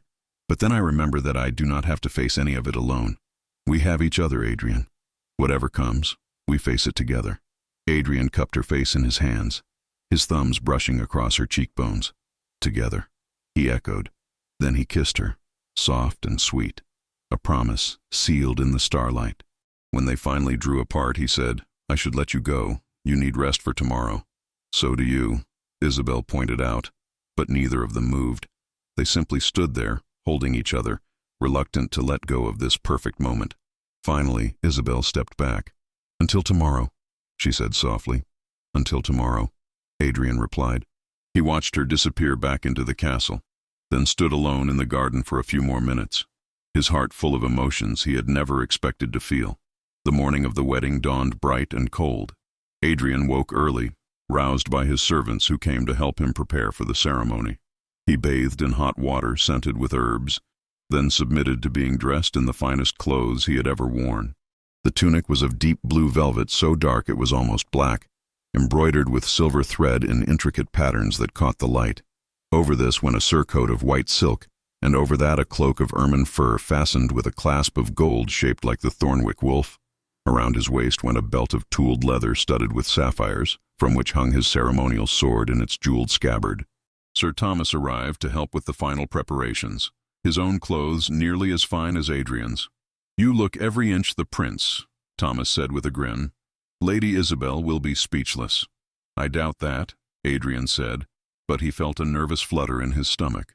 "Have you seen her this morning?" "No, the ladies have her well guarded," Thomas replied. "Princess Catherine is with her, helping her dress, but I am told the preparations are going well." The ceremony was to take place in the castle's chapel, a beautiful stone building with soaring arched ceilings and stained glass windows that cast colored light across the floor. Adrian entered through a side door and took his place at the front, facing the assembly of lords and ladies who had gathered to witness the wedding. His father sat in the front row, wearing his crown and robes of state. Duke Ravensford sat beside him, looking proud and pleased. The chapel filled with the sound of music, and then everyone rose as the great doors at the back opened. Adrian's breath caught in his throat as he saw Isabel framed in the doorway. She was breathtaking. Her gown was of white silk embroidered with silver thread, the pattern depicting intertwined wolves and ravens. The sleeves were long and fitted, trailing almost to the floor, and the bodice was decorated with pearls that caught the light like stars. Over her shoulders hung a cloak of white fur, and on her head rested a delicate circlet of silver set with emeralds. Her chestnut hair had been arranged in an elaborate style, with tendrils curling softly around her face, but it was her eyes that captured Adrian's attention. Those amber eyes were fixed on him, shining with love and joy, and just a hint of nervousness. Duke Ravensford walked beside his daughter, his hand resting on her arm. They processed slowly down the aisle while the musicians played and the assembled nobles watched.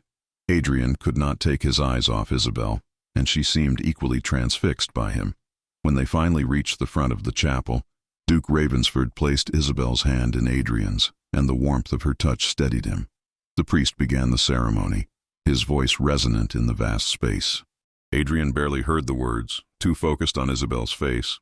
On the way, the colored light from the windows played across her features. They spoke their vows in clear voices, promising to honor and cherish each other, to stand together through joy and sorrow, prosperity and hardship.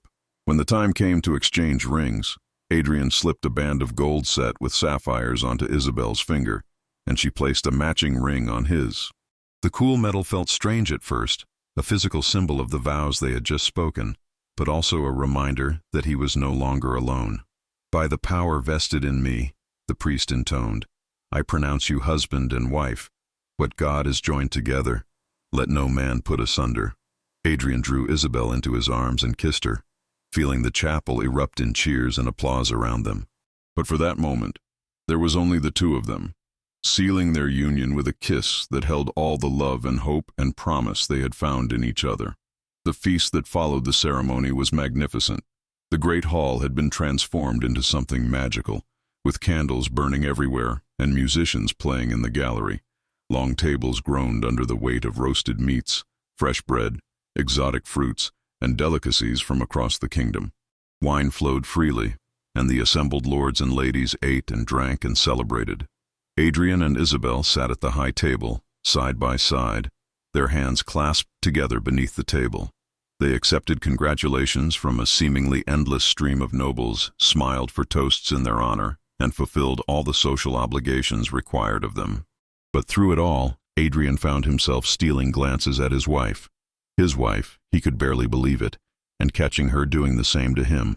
As the evening wore on and the wine continued to flow, the celebration grew more raucous. Dancing began, and Adrian led Isabel in the first dance, just as he had at the feast when she first arrived at Thornwick. But this time was different. This time she was his, and he was hers, and they could show their affection openly. "Are you happy?" Adrian asked quietly as they moved through the steps of the dance, close enough that only she could hear him. "Happier than I ever thought possible," Isabel replied, her eyes shining. "Are you?" "Yes," Adrian said simply. "For the first time in longer than I can remember, I am truly happy." They danced several more times, and Adrian also danced with his sister, who looked radiantly happy for them both. Duke Ravensford claimed a dance with his daughter, and Adrian saw tears in the older man's eyes as he embraced Isabel, though whether they were tears of joy or sorrow at losing her to Thornwick, Adrian could not tell. As midnight approached, the celebration finally began to wind down. Tradition dictated that the bride and groom be escorted to their chambers by a procession of well-wishers, a tradition Adrian had always found somewhat barbaric but could not avoid. They were led through the castle corridors by a crowd of nobles making crude jokes and offering unwanted advice, until finally they reached the chambers that had been prepared for them. The room was beautiful, lit by dozens of candles and warmed by a roaring fire. The bed had been made up with fresh linens and covered with rose petals, and wine and fruits had been left on a nearby table. The crowd finally dispersed after many more toasts and jests, leaving Adrian and Isabel alone at last. For a moment, they simply stood there, looking at each other across the candlelit room. Then Isabel smiled, nervous but trusting, and Adrian crossed to her. He took her hands and said, "We do not have to do anything you are not ready for. We can just talk, or sleep, or—" Isabel silenced him with a kiss. "I love you," she said when they broke apart. "And I am your wife. I want this, Adrian. I want you." Adrian kissed her again, deeper this time, his hands coming up to cradle her face.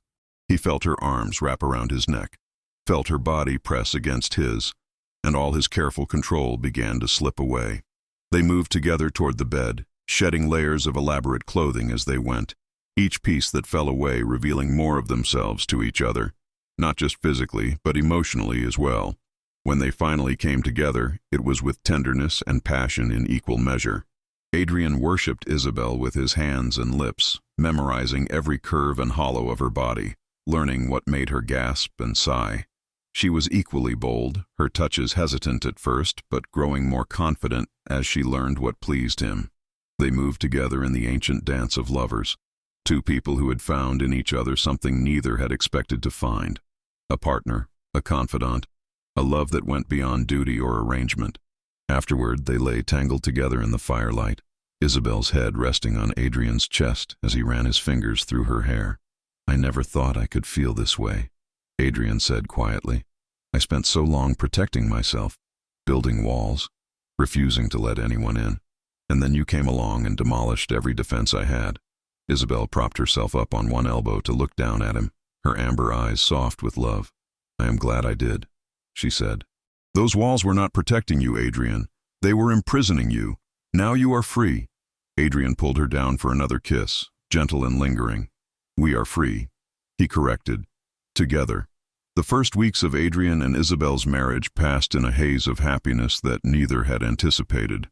They fell into an easy rhythm together, discovering the simple joys of waking up beside each other, of sharing meals and conversations, of building a life that was theirs and theirs alone. Adrian found himself smiling more, the cold mask he had worn for so long slipping away entirely when he was with his wife. The courtiers noticed the change, whispering about how love had transformed the icy prince into someone almost approachable. But even in the midst of their happiness, the shadow of Lord Blackwood's treachery loomed. King Richard's spies brought regular reports of the Lord's movements, of mercenaries being hired and alliances being formed. The threat of civil war hung over the kingdom like a storm cloud, dark and ominous, waiting to break. One morning, about 3 weeks after the wedding, Adrian was summoned to his father's council chamber. He kissed Isabel goodbye, promising to return soon, and made his way through the castle corridors with a sense of foreboding. When he entered the chamber, he found not just his father, but also Duke Ravensford, Lord Pemberton, Chancellor Wycliffe, and several other high-ranking nobles. "Close the door," King Richard commanded, his face grave. We have received intelligence that Lord Blackwood is planning to move against us within the month. He has gathered a force of nearly 1,000 men, mercenaries, discontented nobles, and commoners foolish enough to believe his promises of lower taxes and greater freedom.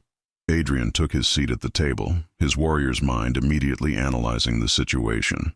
1,000 men is significant, but we can field twice that number if we call up our levies and summon our bannermen. True, Duke Ravensford agreed, but Blackwood has chosen his timing well. It is nearly winter. Calling up the levies now means taking men away from their farms when they should be preparing for the cold months ahead, and moving a large force in winter weather will be difficult. Which is precisely why Blackwood chose this timing, Chancellor Wycliffe added, his thin fingers steepled before him. He knows we will hesitate to mobilize fully. He is counting on us being unprepared when he strikes. King Richard leaned forward, his eyes hard. Then we will not give him that advantage. Adrian, I am placing you in command of our forces. You will take 500 men north immediately to secure the border fortresses. Ravensford, you will hold the castle with another 500. I will take the remaining forces and march directly on Blackwood's stronghold. We will crush this rebellion before it can truly begin. Adrian felt the weight of command settle on his shoulders. 500 men, lives that would depend on his decisions, his leadership. He thought of the burned village, of the innocent people who had died because of Blackwood's ambition, and felt cold fury harden his resolve. When do we leave? He asked.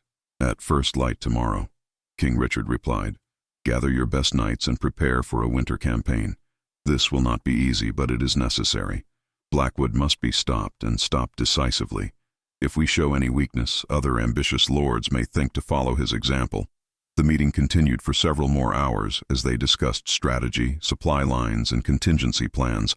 When Adrian finally emerged, his mind was racing with all that needed to be done. He had to select his commanders, ensure the men were properly equipped for winter campaigning, say goodbye to Isabel knowing he might not return. That last thought hit him like a physical blow. For so long, he had not feared death because he had nothing truly precious to lose. But now he had Isabel, had love, had a future worth living for. The irony was not lost on him that just as he had finally found something worth living for, he was being sent into a situation where he might die. He found Isabel in their chambers, embroidering by the window. She looked up as he entered, her smile fading when she saw his expression. "What is wrong?" she asked, setting aside her work and rising to meet him. Adrian took her hands, drawing strength from her touch. "Lord Blackwood is moving against us.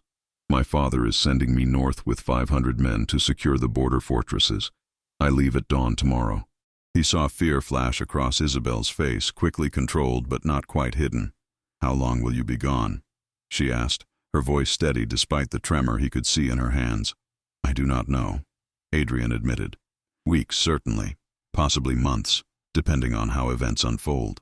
He pulled her into his arms, holding her tight. "I am sorry. I know we have only just begun our life together, and now I must leave you." Isabel buried her face against his chest, and he felt the dampness of tears soaking through his tunic. But when she spoke, her voice was strong. "You must do your duty. I understand that. But Adrian, promise me you will be careful. Promise me you will come back to me." "I promise I will do everything in my power to return to you," Adrian said, tilting her face up to look at him. "You have given me something to live for, Isabel. I will not throw that away carelessly." They spent the rest of that day together, knowing it might be their last for some time.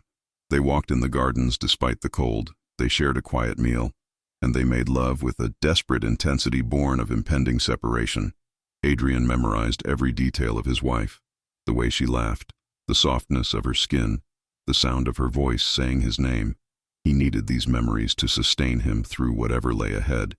As they lay together afterward, Isabel said quietly, "I have something for you. Wait here." She slipped from the bed and went to a trunk in the corner of the room, returning with a bundle wrapped in cloth.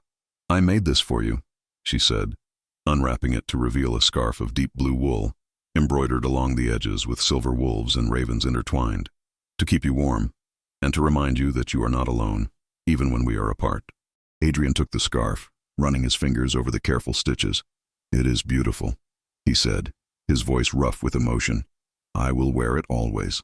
He pulled her back into his arms, holding her as if he could somehow keep her safe through sheer force of will. "I love you, Isabel. Whatever happens, remember that.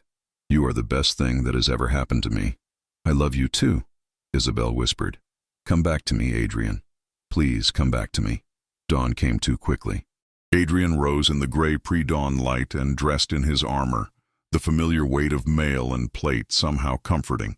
He fastened Isabel's scarf around his throat, tucking it carefully beneath his armor where it would be protected but close to his heart. Isabel helped him with the final pieces, her hand steady though her eyes were red from crying. They walked together to the courtyard where the men were assembling. 500 mounted knights and men-at-arms, all armed and ready for war. Sir Thomas was already there, overseeing the final preparations. He caught Adrian's eye and nodded grimly. They both knew what lay ahead would test them in ways they had never been tested before. King Richard appeared, wearing his crown and robes despite the early hour. "Soldiers of Thornwick," he called out, his voice carrying across the assembled men. "You ride today to defend your homes, your families, your kingdom. Lord Blackwood seeks to tear apart all we have built, to plunge England into chaos and war. You will show him the price of treachery. You will show him that Thornwick does not bend, does not break, does not yield. Ride with honor, fight with courage, and return victorious." A cheer went up from the men, and Adrian felt pride surge through him. These were good men, loyal men, men who deserved a leader worthy of their trust. He swung up into Tempest's saddle, the great black destrier snorting and pawing the ground, eager to be moving. Adrian looked down at Isabel one last time, memorizing her face in the dawn light. She stood straight and tall, her chin lifted bravely though tears streamed down her cheeks. "I will come back to you," he said, just loud enough for her to hear. "That is a promise." Then he turned Tempest toward the gate and gave the signal to move out. The column of men followed him, their armor jingling and horses' hooves clattering on the cobblestones. Adrian did not look back, though he felt Isabel's eyes on him until they passed through the gate and onto the road beyond. The ride north took 3 days of hard travel. They moved quickly, stopping only briefly to rest the horses and snatch a few hours of sleep. The weather turned colder each day, and by the time they reached the first border fortress, snow had begun to fall. The fortress, a grim stone structure perched on a hilltop, was called Ravenscroft, and its commander, Sir Hugh Blackthorne, greeted them with relief evident on his weathered face. "Your Highness," Sir Hugh said, bowing deeply, "thank God you have arrived. We have had reports of enemy scouts in the area. I fear an attack is imminent." Adrian dismounted and clasped the older knight's arm. "How many men do you have here?" 200, Sir Hugh replied. "Good men, but not enough if Blackwood sends a significant force against us." "Then it is fortunate we brought reinforcements," Adrian said. He turned to Thomas. "Get the men settled and fed. I want double watches on the walls tonight and scouts out in every direction. If Blackwood's forces are in the area, I want to know about it." The fortress was cramped with so many additional men, but they made do. Adrian took a small chamber in one of the towers and tried to rest, but sleep eluded him. He kept thinking of Isabel, wondering what she was doing, whether she was safe. He touched the scarf she had given him, drawing comfort from the tangible reminder of her love. 2 days later, the scouts returned with troubling news. A force of approximately 400 men was marching toward Ravenscroft, flying Lord Blackwood's banner. They would arrive within a day, perhaps less if they pushed through the night. Adrian gathered his commanders in the fortress's great hall. "We are outnumbered," he said bluntly, looking around at the assembled knights. "But we have the advantage of fortifications. Blackwood's men will have to assault the walls, which gives us a significant edge. Sir Hugh, what are our supplies like?" "We can withstand a siege of several weeks if necessary," Sir Hugh replied. "Longer if we ration carefully." "We will not let it come to that," Adrian said. "A siege plays into Blackwood's hands, tying up our forces here while he moves elsewhere. We need to defeat this force decisively and quickly." He pointed to the map spread on the table before them. "There is a narrow pass about 2 miles south of here. If we can lure part of their force into that pass and hit them from both sides, we can break their formation and turn this into a rout." Thomas studied the map, then nodded slowly. "It could work, but it would require splitting our forces, and if the ambush fails, we could be overwhelmed." "Every choice carries risk," Adrian said. "But I would rather take the fight to them than sit here waiting to be attacked. Sir Hugh, you will hold the fortress with 200 men. Thomas, you will take 150 men and position them on the north side of the pass. I will take the remaining 150 and bait the trap, drawing Blackwood's forces in. When I give the signal, we close the jaws and crush them. It was a bold plan, some might say reckless, but Adrian could feel the rightness of it in his bones. They had to seize the initiative, had to show Blackwood's forces that Thornwick would not simply hide behind walls. They moved out before dawn, taking up their positions in the cold darkness. Adrian positioned his men carefully, using the rocky terrain for cover. He could feel his heart pounding with anticipation and fear, but his hands were steady as he gripped Tempest's reins. Around him, his men were silent and ready, trusting in his leadership. As the sun rose, they saw the enemy approaching, a column of men marching in loose formation, clearly not expecting resistance. Adrian waited until they were committed to the pass, until retreat would be difficult. Then he gave the signal. His men charged from their concealment with a roar, smashing into the enemy's flank. At the same moment, Thomas's forces attacked from the opposite side. The enemy soldiers, caught completely by surprise, tried to form defensive lines, but the narrow confines of the pass worked against them. It became a brutal, close-quarters fight. Swords and axes rising and falling, horses screaming, men shouting in pain and rage. Adrian fought with cold precision, his sword work a deadly dance he had practiced since childhood. He cut through enemy soldiers, Tempest's hooves crushing those who fell beneath them.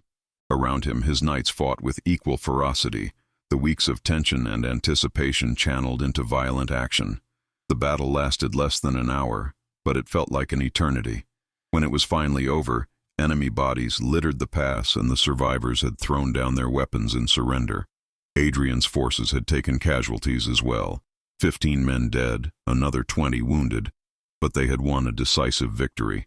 Adrian dismounted and walked among his men, checking on the wounded, offering words of encouragement to those who had fought well. He felt the weight of those 15 deaths, each one a life lost under his command, but he also felt a grim satisfaction. They had shown Lord Blackwood that Thornwick would not be easily defeated. Among the prisoners was a knight wearing better armor than the rest, clearly someone of rank. Adrian had him brought forward. "Who are you?" he demanded. The knight spat blood and glared at Adrian with hatred. "Sir Roland Ashford, sworn to Lord Blackwood's service." "And what were your orders?" Adrian pressed. Sir Roland sneered. "To take Ravenscroft and hold it, to prove that even Thornwick's prince could be defeated. Clearly I failed." "You did more than fail," Adrian said coldly. "You chose the wrong side in this conflict. Lord Blackwood is a traitor, and those who follow him share his guilt." "Blackwood is the rightful ruler of these lands," Sir Roland shot back. "Your father is a tyrant who cares nothing for the common people, who taxes them into poverty to fund his endless wars and lavish lifestyle. Blackwood promises reform, promises to give power back to the people." Adrian studied the knight for a long moment. "And you believe him? You think Blackwood, who hired raiders to burn villages and kill innocent farmers, truly cares about the common people? He is using them, just as he is using you. When he has seized power, do you truly think he will keep his promises? Or will he become the very thing he claims to oppose?" Some of the certainty faded from Sir Roland's eyes, replaced by doubt. Adrian pressed his advantage. "I am offering you a choice.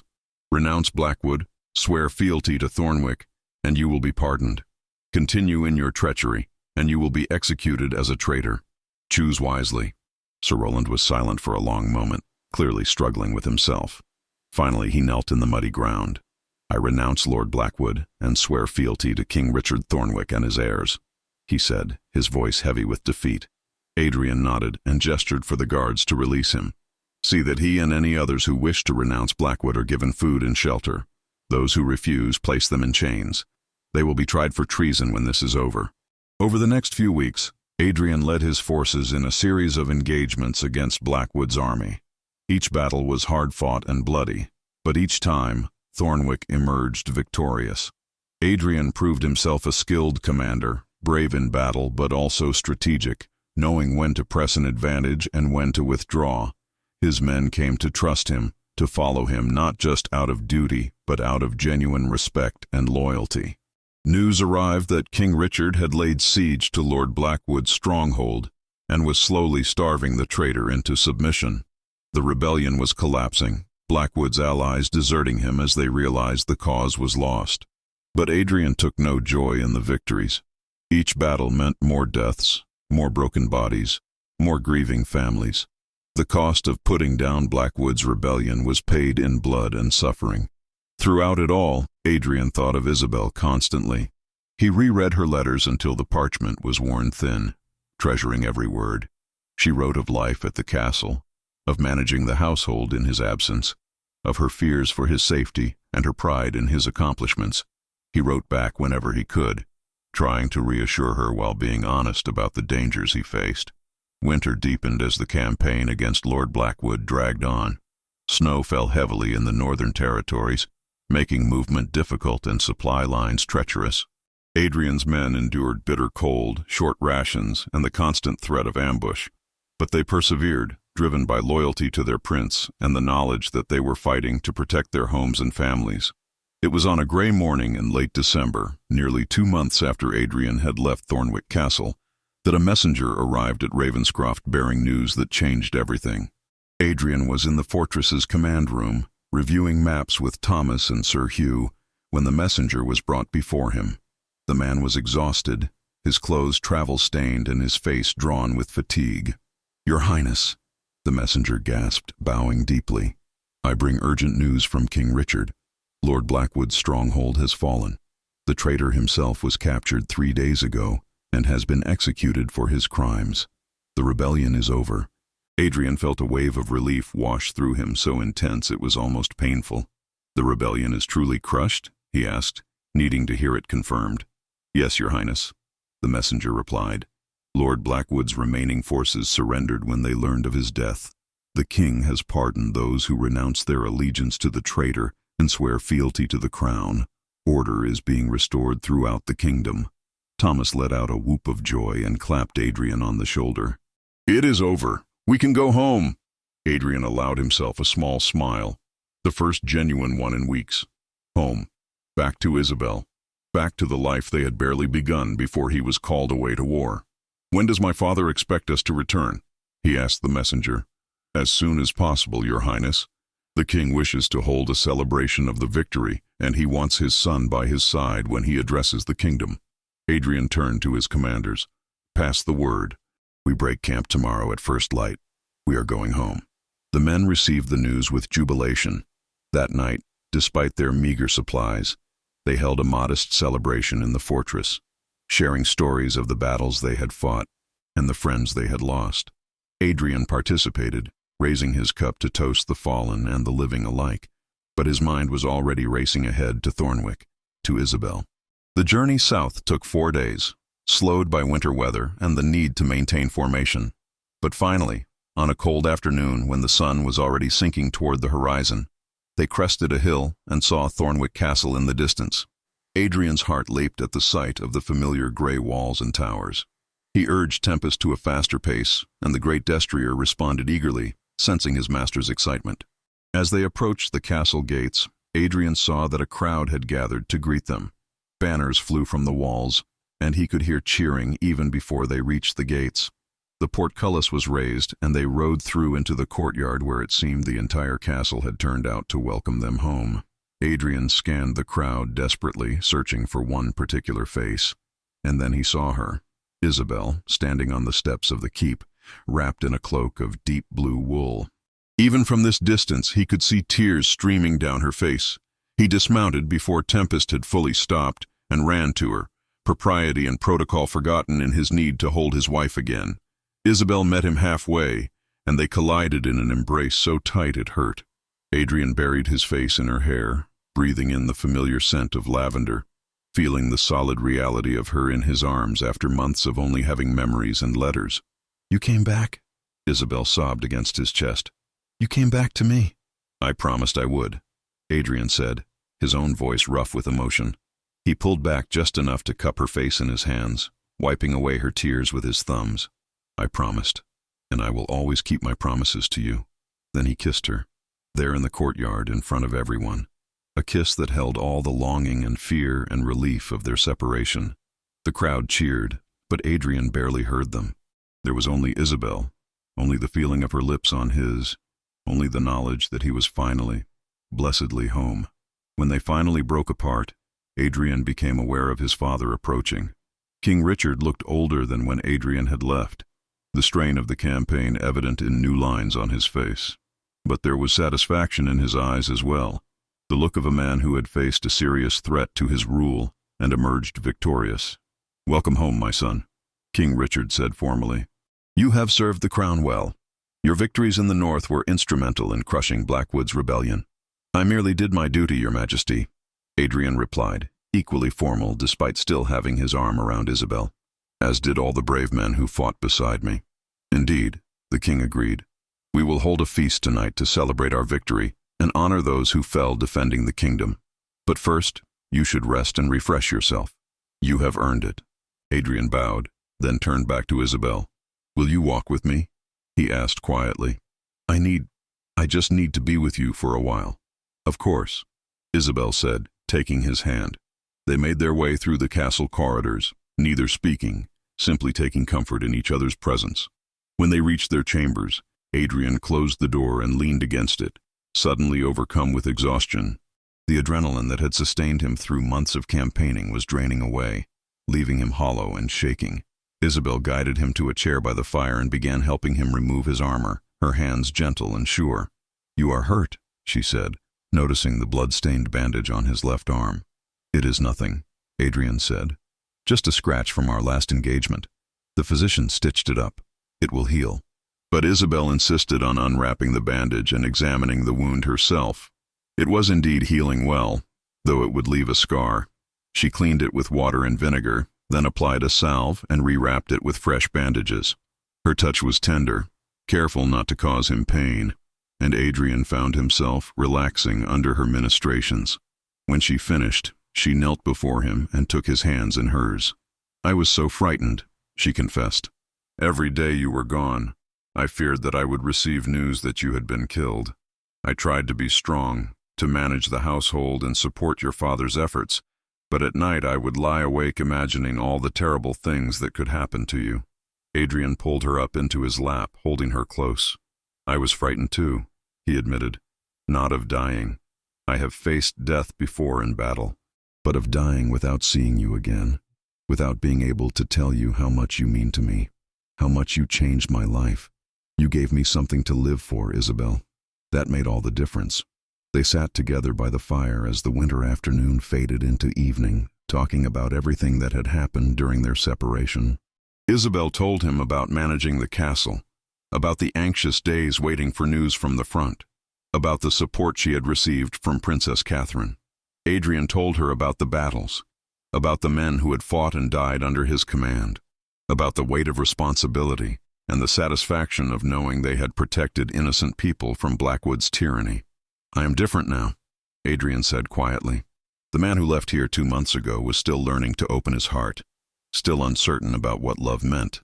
The man who returned has been tested by fire and blood, and he knows with absolute certainty that you are the most important thing in his life. Nothing else, not duty, not honor, not even the crown itself, matters as much as you do. Isabel touched his face tenderly.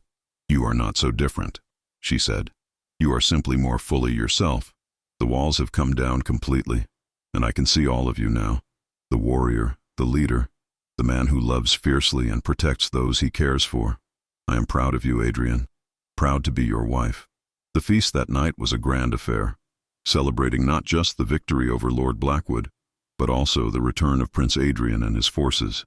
The great hall was filled with nobles and knights, all eager to hear tales of the campaign. Adrian sat at the high table beside his father, with Isabel on his other side. Throughout the evening, various lords approached to congratulate him on his military successes, and Adrian accepted their praise with appropriate modesty while making sure to credit the men who had fought under his command. King Richard stood and raised his cup, calling for silence. "My lords and ladies," he said, his voice carrying through the hall, "we gather tonight to celebrate a great victory. Lord Blackwood's treachery has been punished, his rebellion crushed, and order restored to the kingdom. But this victory came at a cost. Good men died defending their homes and their rightful king. We honor their sacrifice and pledge to ensure their deaths were not in vain." The hall erupted in solemn applause. When it quieted, King Richard continued. My son, Prince Adrian, distinguished himself in this campaign.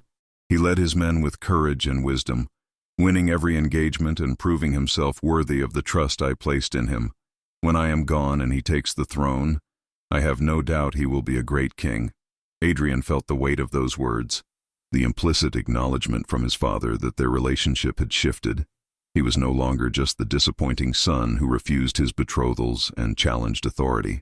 He had proven himself in the most fundamental way a prince could, on the battlefield, leading men in defense of the kingdom. Later in the evening, as the celebration continued around them, Duke Ravensford approached Adrian and Isabel. Your Highness, he said, his weathered face breaking into a smile. I wanted to thank you for taking such good care of my daughter while I was away with the king's forces. Isabel tells me you wrote to her often, even in the midst of battle. Your daughter is my wife, Adrian said simply. Of course I wrote to her.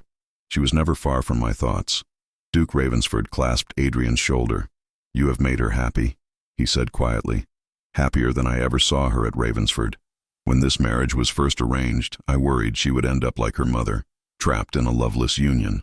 But I can see now that my fears were unfounded. You truly care for her. I love her, Adrian corrected. More than I thought myself capable of loving anyone.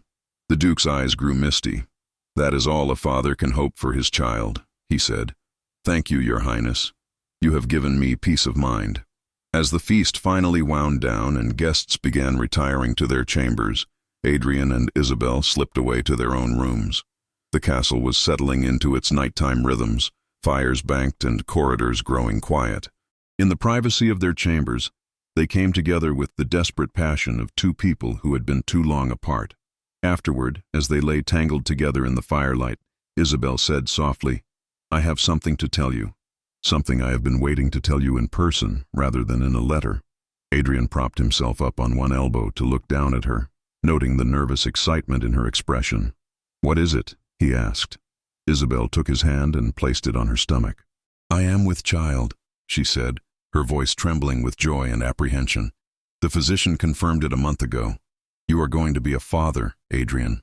For a moment, Adrian could not speak, could barely breathe. A child. His child. An heir. Yes, but more than that. A living symbol of the love he and Isabel shared. He felt tears prick his eyes, something that would have mortified him months ago, but now seemed perfectly natural. Truly, he asked, his voice hoarse. We are going to have a child? Yes, Isabel said, smiling through her own tears. I wanted to tell you the moment you returned, but there were so many people around, and this felt like something that should be shared privately, just between us. Adrian kissed her deeply, then moved down to press gentle kisses to her still flat stomach. Hello, little one, he whispered. I am your father, and I promise you this. You will grow up knowing you are loved. You will never doubt, not for one moment, that you are cherished and wanted. I will give you everything I never had. A father who is present, who shows affection, who puts your happiness above political considerations. Isabel ran her fingers through his hair, her touch gentle and loving. Our child will be so fortunate to have you as a father, she said softly. They talked late into the night about the baby, about their hopes and dreams for their growing family. Adrian found himself imagining teaching a son to ride and fight, or a daughter to be brave and strong. He pictured Isabel heavy with child, then holding an infant in her arms.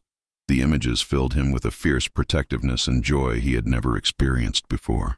Everything has changed, Adrian said wonderingly. A year ago I was alone, convinced I would always be alone. I had locked my heart away and thrown away the key, and now I have you, and soon we will have a child. It seems impossible, like a dream I might wake from. It is not a dream, Isabel assured him. It is real. We are real. Our love is real, and our child will be real. You deserve this happiness, Adrian. You deserve all of it. As they finally drifted off to sleep, wrapped in each other's arms, Adrian felt a peace he had never known. The war was over, he was home with his wife, and they were going to be parents. For the first time in his life, he was not just existing or enduring. He was truly, completely happy.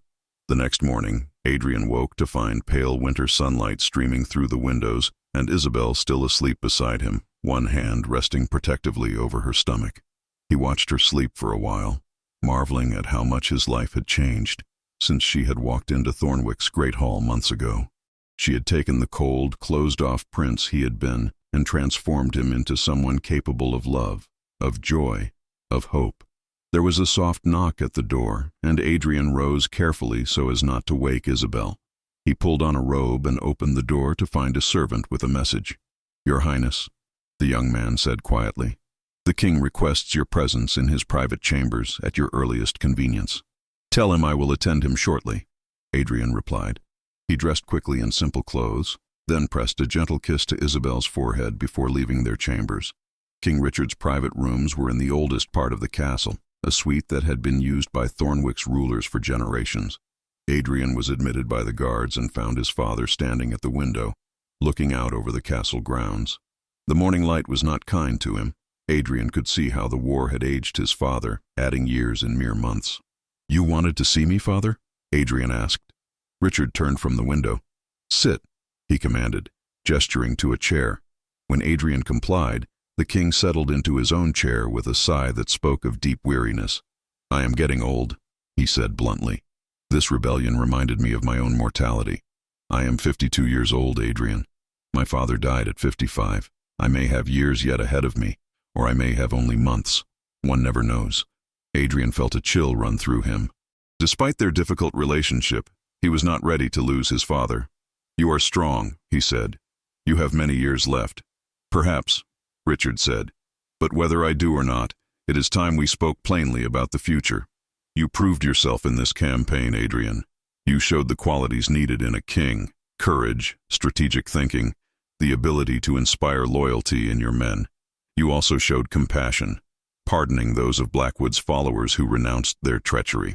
That balance of strength and mercy is rare and valuable." Adrian remained silent, uncertain where this conversation was leading. King Richard leaned forward, his eyes intent on his son's face. "I have made many mistakes in my life, Adrian. I married your mother for political advantage and treated her with cold courtesy when she deserved warmth and love. I drove you away with my demands and expectations, nearly losing you entirely to bitterness and isolation. I let ambition and the pursuit of power blind me to what truly matters: family, loyalty, love. These are mistakes I cannot undo, but I can at least acknowledge them." Adrian felt his throat tighten with unexpected emotion. Never in his life had he heard his father speak with such vulnerability, such honest regret. "Father," he began, but Richard held up a hand. "Let me finish," the king said. "I see in you and Isabel what I never had with your mother. I see genuine affection, mutual respect, partnership.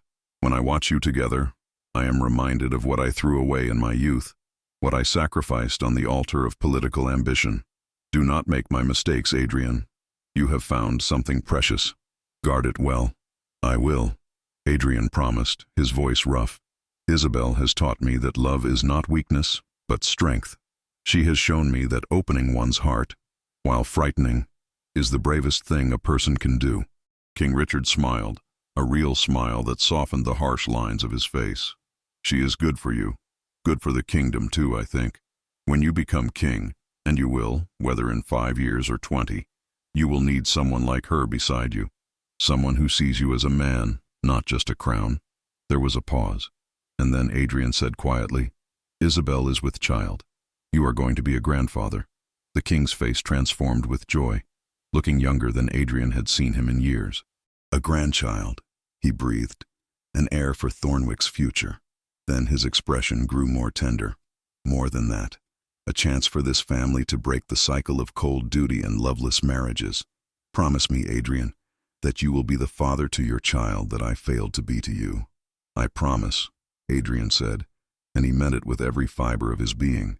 "My child will grow up knowing they are loved, not just for what they represent, but for who they are." "I will not repeat your mistakes, father. I will do better. That is all any father can hope for," Richard said softly. "That his children will surpass him, will learn from his failures and build something better." He rose from his chair and crossed to Adrian, placing both hands on his son's shoulders. "I am proud of you, Adrian. I should have said it more often, should have shown it better.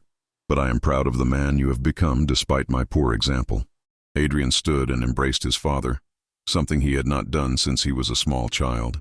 "Thank you," he said simply, "for everything, even the difficult parts. They made me who I am."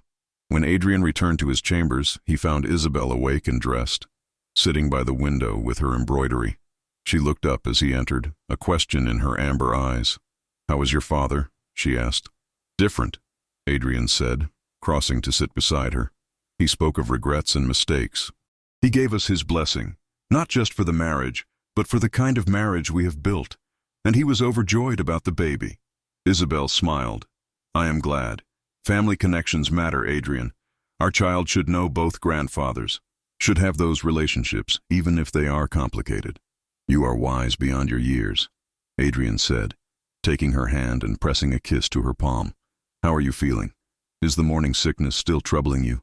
"It comes and goes," Isabel admitted. "But the physician says that is normal.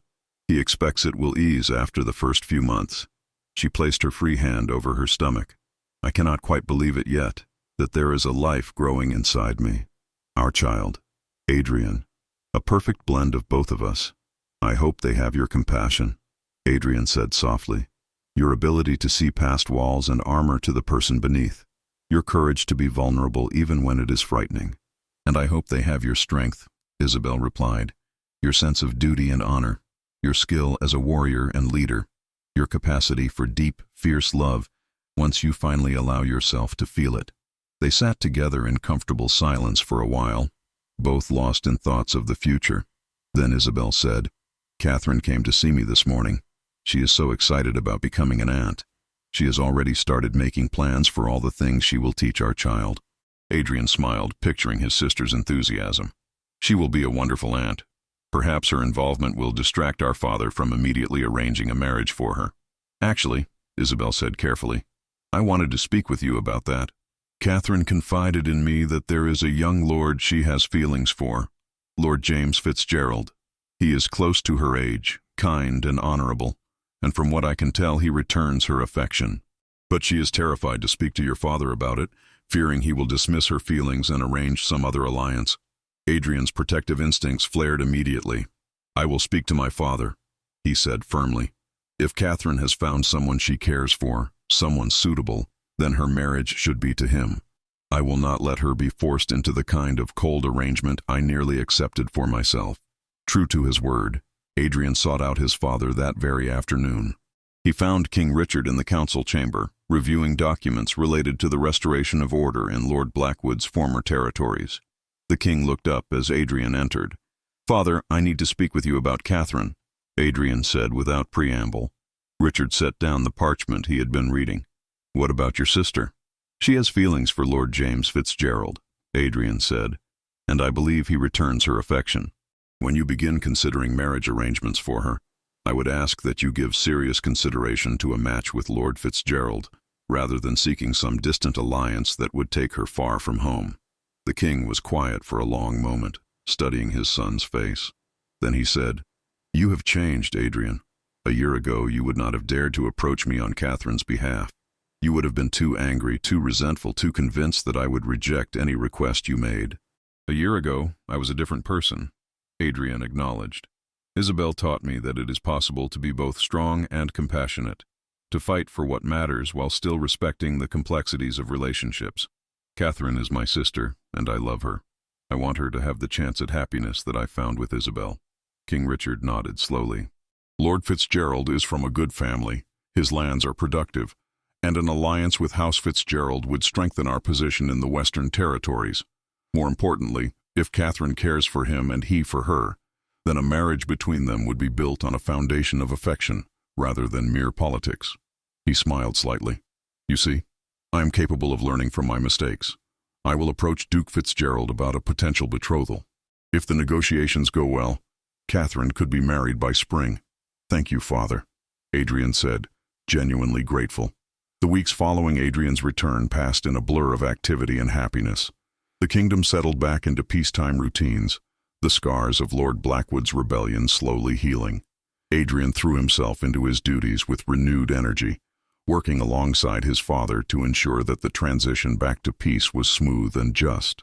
He made a point of visiting the families of men who had died in the campaign, offering not just the Crown's official condolences, but his personal gratitude and sorrow for their losses. Meanwhile, Catherine's betrothal to Lord James Fitzgerald was officially announced, and the young couple's obvious affection for each other became the talk of the court. Catherine glowed with happiness, and Adrian took satisfaction in knowing he had helped secure his sister's future joy.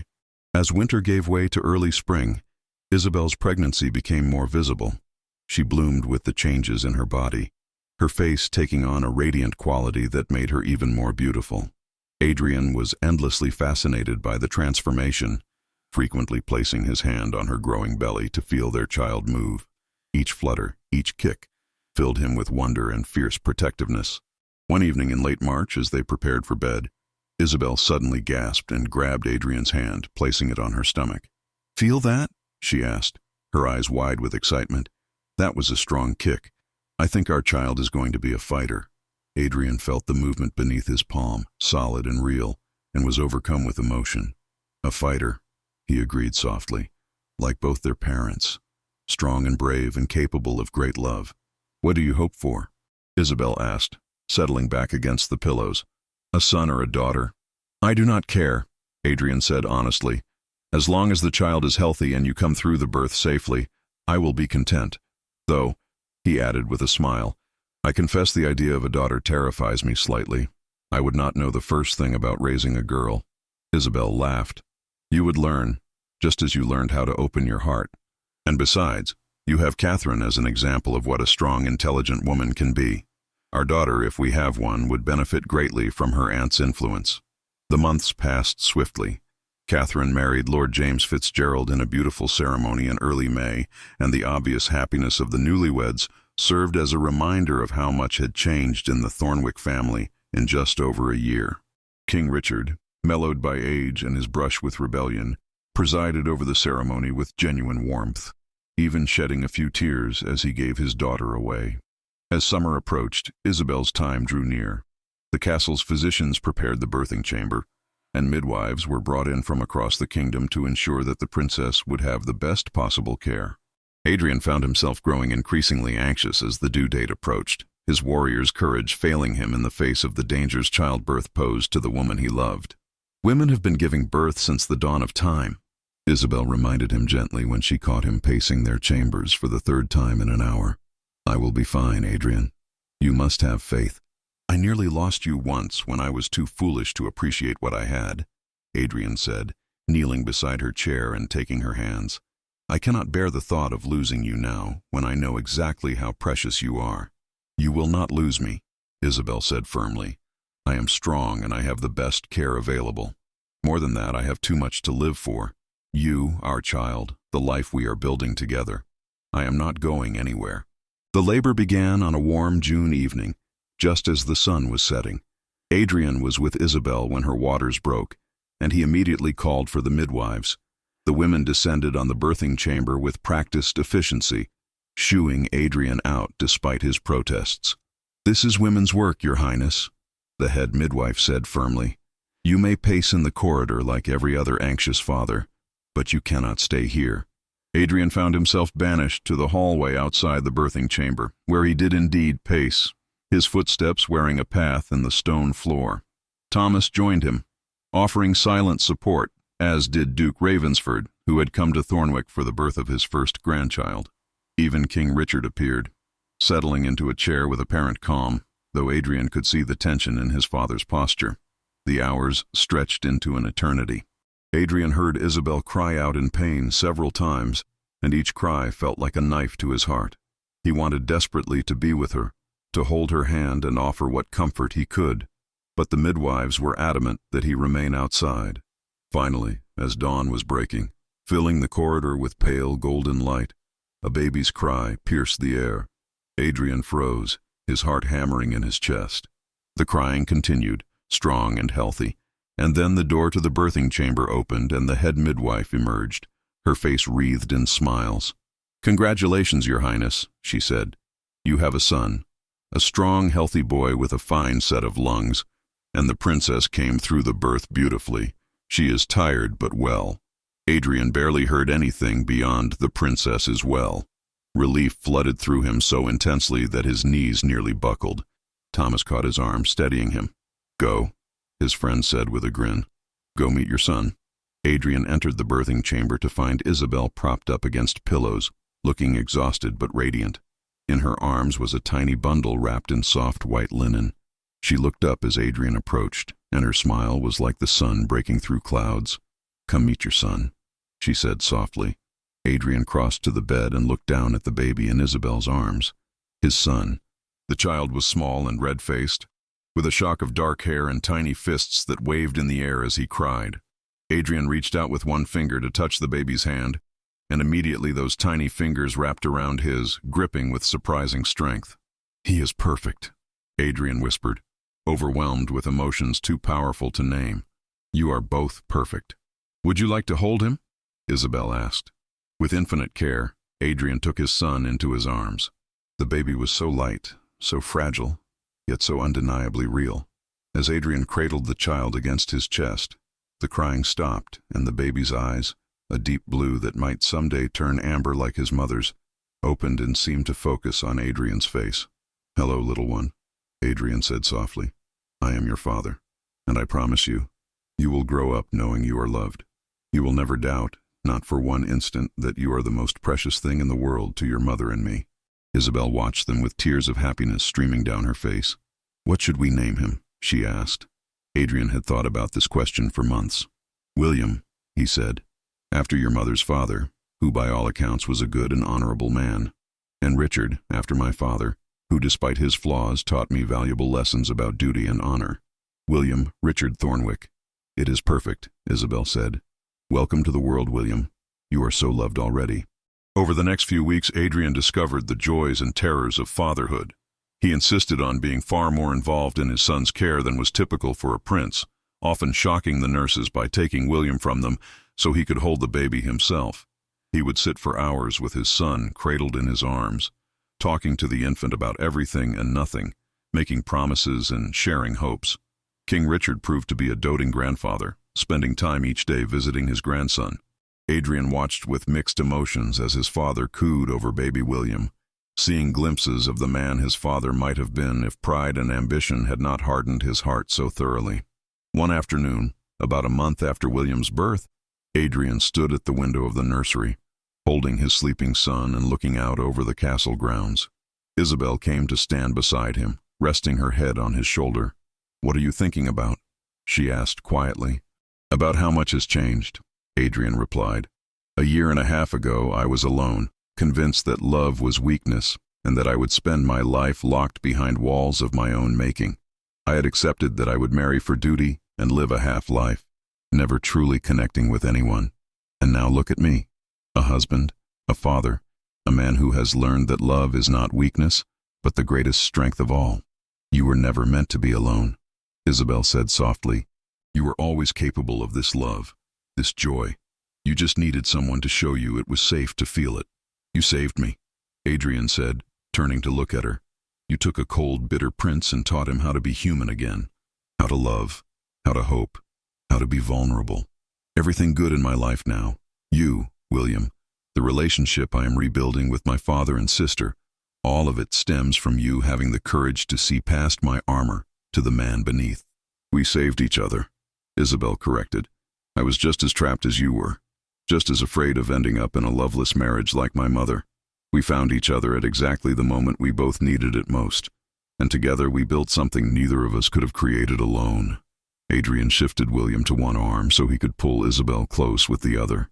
They stood together at the window, the three of them, and Adrian felt a peace so profound it was almost overwhelming. This was what he had been searching for all his life without knowing it. A family, real and loving and his. "I love you," he said, pressing a kiss to Isabel's temple. "More than I have words to express. You and William are my everything." "And we love you," Isabel replied, standing on her toes to kiss him properly. "Our cold prince who learned to love. Our warrior who learned that the bravest thing he could do was open his heart." As the sun set over Thornwick Castle, painting the sky in shades of gold and crimson, Adrian Thornwick stood with his wife and son and felt complete. He had been a prince who refused love, who built walls to protect himself from pain, who believed that caring for someone was weakness. But Isabel had shown him the truth, that love was the greatest strength of all, that vulnerability was courage, that opening one's heart was not foolishness, but wisdom. He had learned these lessons, but he had learned them late, only truly understanding their value when he nearly lost Isabel during their separation, when war threatened to take away everything he had only just found. But he had been given a second chance, and he would not waste it. Every day for the rest of his life, he would show Isabel and William how much they meant to him.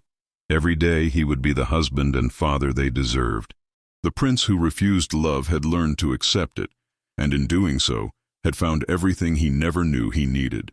And though he had learned it late, he had learned it well enough to ensure that his son would never make the same mistakes. William would grow up knowing he was loved, watching his parents' genuine affection for each other, learning that strength and tenderness could coexist, that duty and love need not be at odds.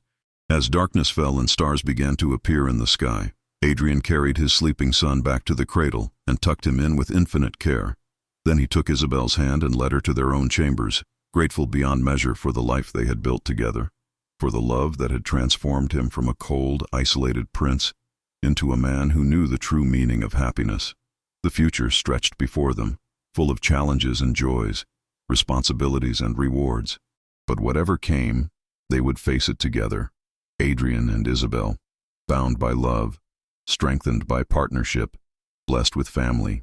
The prince who had once refused love had learned to embrace it fully, and in that embrace, he had found not weakness but the greatest strength he had ever known.